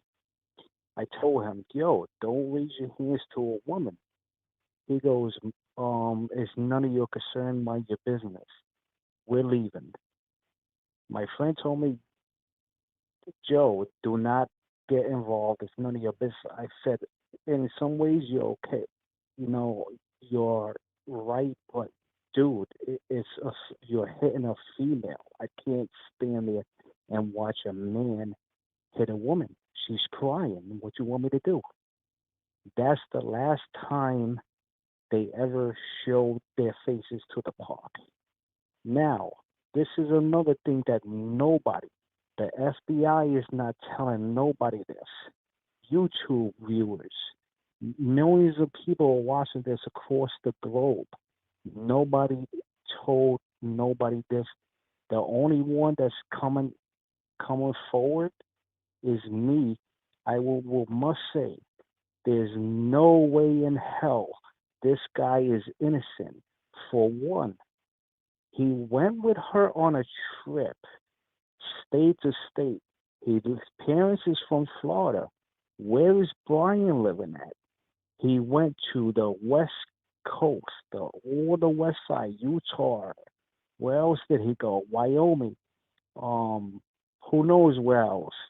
That's all on the west side of America. Right. In a van. Now, okay, why would you want to murder your girlfriend? You're already caught on cam for possible assault. You made her cry on cam. You got marks on you. I believe he murdered her and he's hiding. He called his lawyer. He's hiding to possibly, because nobody told you this, he has possible struggling marks of Gabby's on his body from pushing her into the lake. Now, if you're going to come and call a lawyer and say, hey, you know, what's Brian's excuse? I got my lawyer, okay, I went on a trip with my girlfriend, okay? She fell into a lake when we went into the wilderness. I can't save her because there's gators there. So I went back to my parents' house in Florida. So let's say if that's the case, you got cell phones on you, right or wrong, or you could have went to the nearest highway or road, search for a cop and say, hey, my girlfriend's hurt, she's drowning, somebody please help. You didn't do that. You went all the way back home, and then all of a sudden I'm hearing another story that they found 2 other bodies of females near Gabby's body. Yeah, they're saying it's supposedly not connected, but I don't know. But yeah, I appreciate your call, man, because it's a little bit limited right now. But I appreciate you calling in and sharing that story. I mean, you can email me back and we can talk a little more. Yeah, but thank you, man. Thank you. I figured I'd say, but before you let me go, I must say, without a doubt, nobody's telling you this also. Remember, in the recording, they stated that Brian told Gabby in his comment, oh, sooner or later, you're going to end up like my ex. What did he mean by that? That goes to show the world he was an abuser. He has some type of anger and obsession with his ex. He took that out on Gabby and murdered Gabby. Well, thank you, man. I appreciate the feedback. A lot of people have been kind of talking about somewhat of that theory, but it's the first time I hear that New York story, though. So thank you for sharing, man. Oh, man. Thank you, man. I'm a follower, dude. Take care. Thank you. Appreciate you, man. All right. Take care. God bless. You too, man. Thank you. Wow. The other call, I appreciate Donna. Thank you, Donna, for calling and sharing that. I wasn't expecting that. I can't even, it's hard to keep just to hear it, because she, that call and the voicemail, she really had the voicemail. I wonder if somebody's trolling her, like if somebody she knows, or if that's the guy really calling. Maybe she told somebody and somebody started calling her private. I mean, just the voice, like you hear the voicemail, it's like some guy, oh, she's like, what in the world? This is Florida, man. What in the world is going on? Let me read some of these super chats that I missed. That might be one of the, I think might be one of the craziest calls I've had.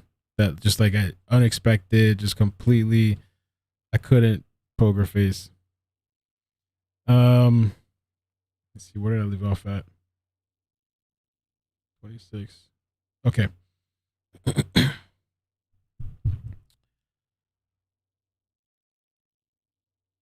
Jin says, "Thank you for the super chat. The young lady said Gabby came back in the restaurant saying she was sorry." Oh yeah, I did read that. Thank you for the super chat, Jin. Angie said, "What if they are asking for his DNA to see if it matches with something to do with 2 girls?" I think I read that as well. My reality life. Thank you, Evan. Thanks for doing all you do and other cases. Thank you. Appreciate that, man. Yeah, I plan to do more cases tonight. I think I'm gonna work on another one, so I can, we'll keep covering this. And like the last week I was doing. At the end of the stream, I premiere a new story. So I'm gonna try to do that to juggle it, so we can keep new stories going as well. But actually, Monday I want to do a new story too. But I'm gonna try to talk to Schulte's father as well again, so I can get some of the questions in that people have asked. Lacey, no word from any of Brian Laundrie's friends. Oh, I did read that too. I think. Does he not have any friends? What did he do for a living? Van life. I don't know what he did. If he did anything. Penelope, he was supposedly spotted in Charleston, South Carolina. I live in Surfside Beach, Myrtle. So many tourists and transits. He could hide in plain sight. He could be anywhere. Angelette, thank you for the super chat. Just Julia. Oh, I got your email, Julia. I have a 15-year-old son who is high functioning autistic. I feel Brian shows classic signs of being autistic. This would explain what appears to be complete emotional disconnect and social awkwardness. She went a little bit in depth too in her email. I don't know if she wants me to share all that, but I appreciate the email, so I'm going to reply back after the stream. Donna, take my call. I spoke with Dad last Sunday, and I thought she was talking about Gabby's dad. She meant Brian's father. Violet Hummingbird, G and B camped with another couple, saw on Natasha Cooper. I wonder what camper. Lone Wolf. Gabby was arrested but not arrested. Sorry, Gabby was charged but not arrested. August 12th, August 13th, Brian and Gabby went to court to have the charges dropped. After court, they went to Salt Lake City. First time I heard of that. I thought she didn't get charged for anything. So I'll have to look that up and see. Thank you for that, Lone Wolf. Jay's proof or she lying? Gerald, hang up on her. She's tripping. Andy, bro, have her 3-way call him right now. That would have been an interesting thing. I don't know if I'm antagonizing, like adding on. That would have been interesting. Like, all right, let's 3-way call. Let's call back. Let's see if he answers, whoever this is, right? This mysterious person, or if he calls her back. And Donna, you should start recording your calls. Maybe you can capture something. Another weird, I don't know, hole to go down, another gate. Jace, your face, bro. Simple Women's News Network. Thank you for covering Gabby. Thank you for the super chat. Habit chat. Let's get that number. I have burners. Elizabeth, the crazies are out and about in tinfoil crew unite. Robin, full moon fee. Economy. How do I get a transcript of this stream? If you email me, it's gonna take probably, I don't know how long to get the chat transcript. But if you email me, I'll send it to you if you want it. I can send you the file. I don't know if you're joking or being serious. Donna needs her own timestamp for sure. The hiker thing, that was funny the other day. The woman that called hacker. But this one really, I'm so surprised. That was crazy. Donna, what I would suggest, she said her full name on the call, but she also has her full name as the YouTube name. So it's not like if she called, we wouldn't know. But I would suggest that you change your name on YouTube. Some people do that. They put their full name. Just a suggestion to anybody out there in general. I mean, unless you don't care. Some people are just like, I don't care. Come for me. I got my gun here, but this here. Hey, you want to come. But just an overall suggestion, if you use your full government name, you might want to change that on YouTube, because, people out there. But I really appreciate that call, man, because it really does add to the stream. It's hard to react to that just to hear. I mean, I believe her that she called. But I wonder who's the person that's calling her back 40-something times, you know what I'm saying, and then left that voicemail. And I wonder if it's somebody messing with her. You know what I'm saying? I don't know. Or maybe it was this dude. Maybe he got in his feelings. I wonder if we should call it or just play one more video. The forensic. I mean, I think we by saw, investigators. kind of saw all this stuff. We've been here for 3 hours. I think we're good. Yeah. Google the number. I think anything I have, I can leave it for the next day. But I think we did pretty good because I got to go do some stuff, picking my daughter. That call was, wow. Let me see. That call was interesting. And if you guys wouldn't mind hitting like, please hit like. That helps out the stream so much. Helps recommend and all that good stuff. Engagement. Let's see here. I'm kind of curious myself.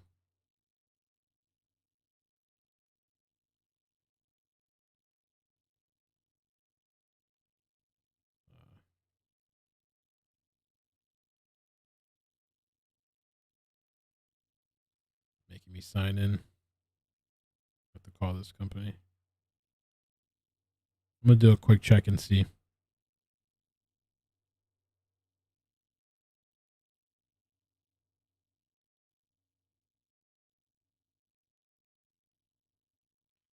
All right, let's try phone number. Boom. Nothing pops up, so I don't know.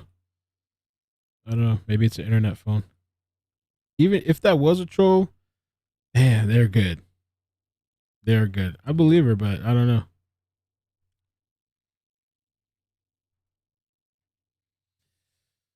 Moonflower Cooperative. Yo, man, so thank you guys so much. I love you. Thank you for coming through. And we also have another bald white guy. I don't know if the people missed it earlier. We covered it. Somebody sent it to me. Some other bald white guy there. I was joking. Okay. You kind of. Thanks, man. Oh, a lot of people are still talking about this Joseph Laundrie. Somebody sent me an interesting email. This is Joseph Laundrie. There is a junior and a senior. Joseph Laundrie Sr. is not the cop. I believe it's Brian's parental cousin. So I don't know. People have been digging into this and looking into this. I don't know the mystery. I haven't been able to confirm anything about that.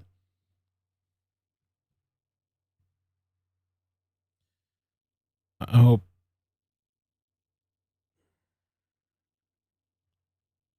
Please read so you can hear this TikTok on the stream.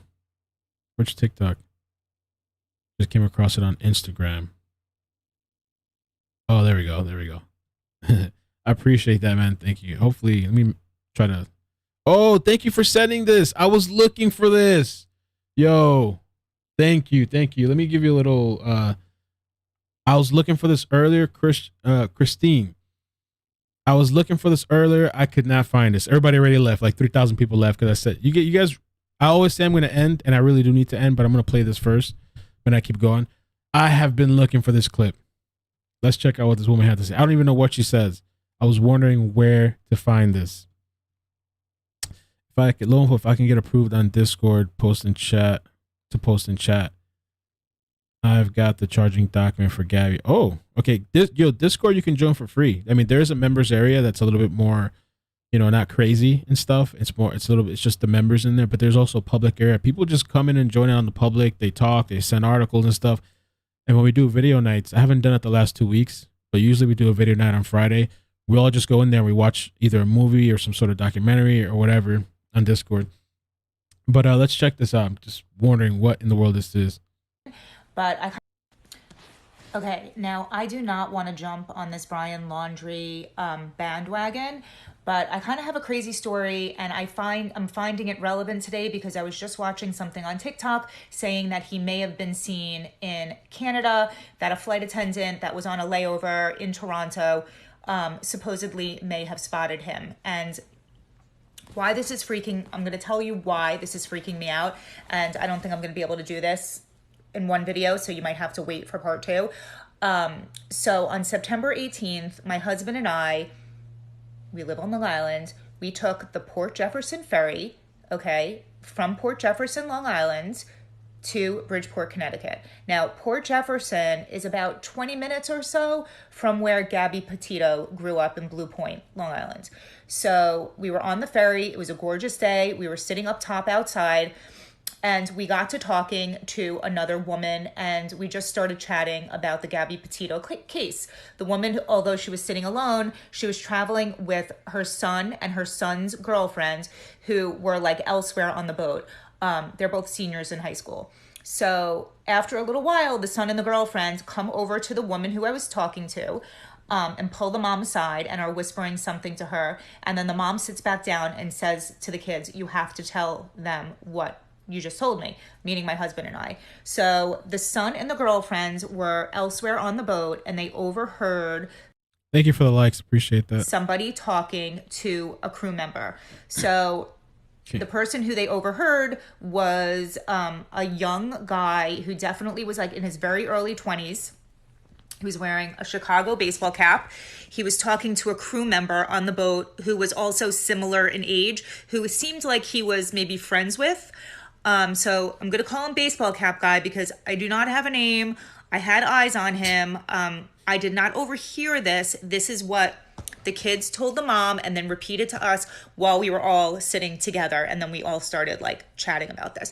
So baseball cap guy supposedly was friends with Brian Laundrie. Baseball cap guy somehow was involved in the investigation and supposedly was cleared.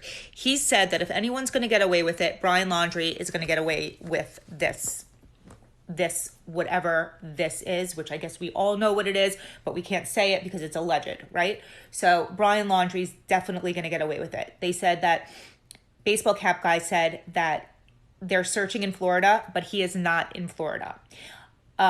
He also said that they also overheard him saying that he has gotten rid of the evidence, which this is fucking scary, you guys.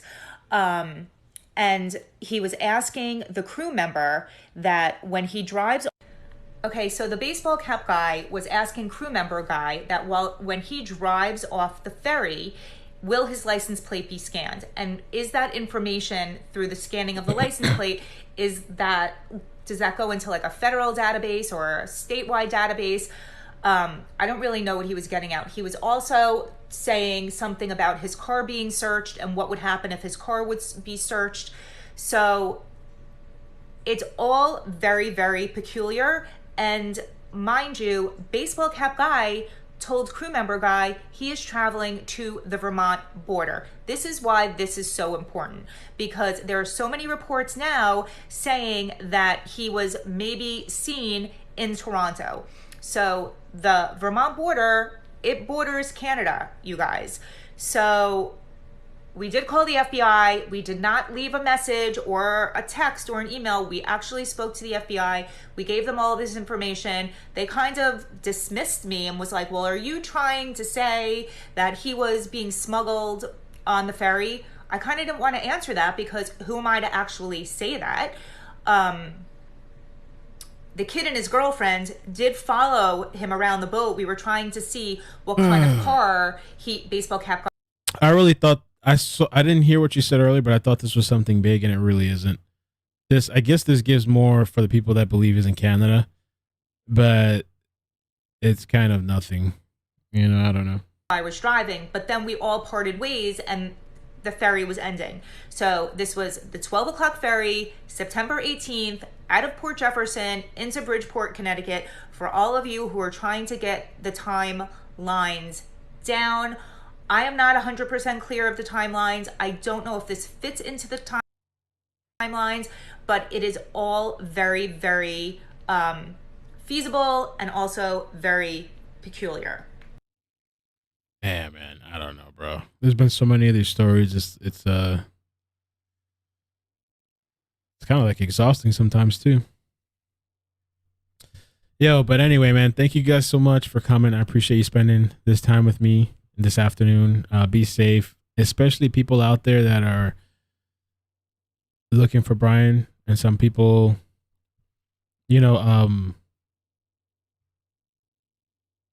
that video the other day Anthony shared where he thought that guy was Brian. And he said the guy started speeding away from him. I was thinking like maybe the guy was just afraid, like somebody following him around. That's what I'm saying. You guys just be careful, man, if people are doing that kind of stuff. And some people, especially in Florida, some people are not playing that game, but thank you so much. I'm going to timestamp the video for the people that came late and just want to skip around. But yeah, hit like on the way out. Take care of yourselves. Peace. Peace. Peace. Yo, the dab thing was just crazy too. Yo, that dab conversation was just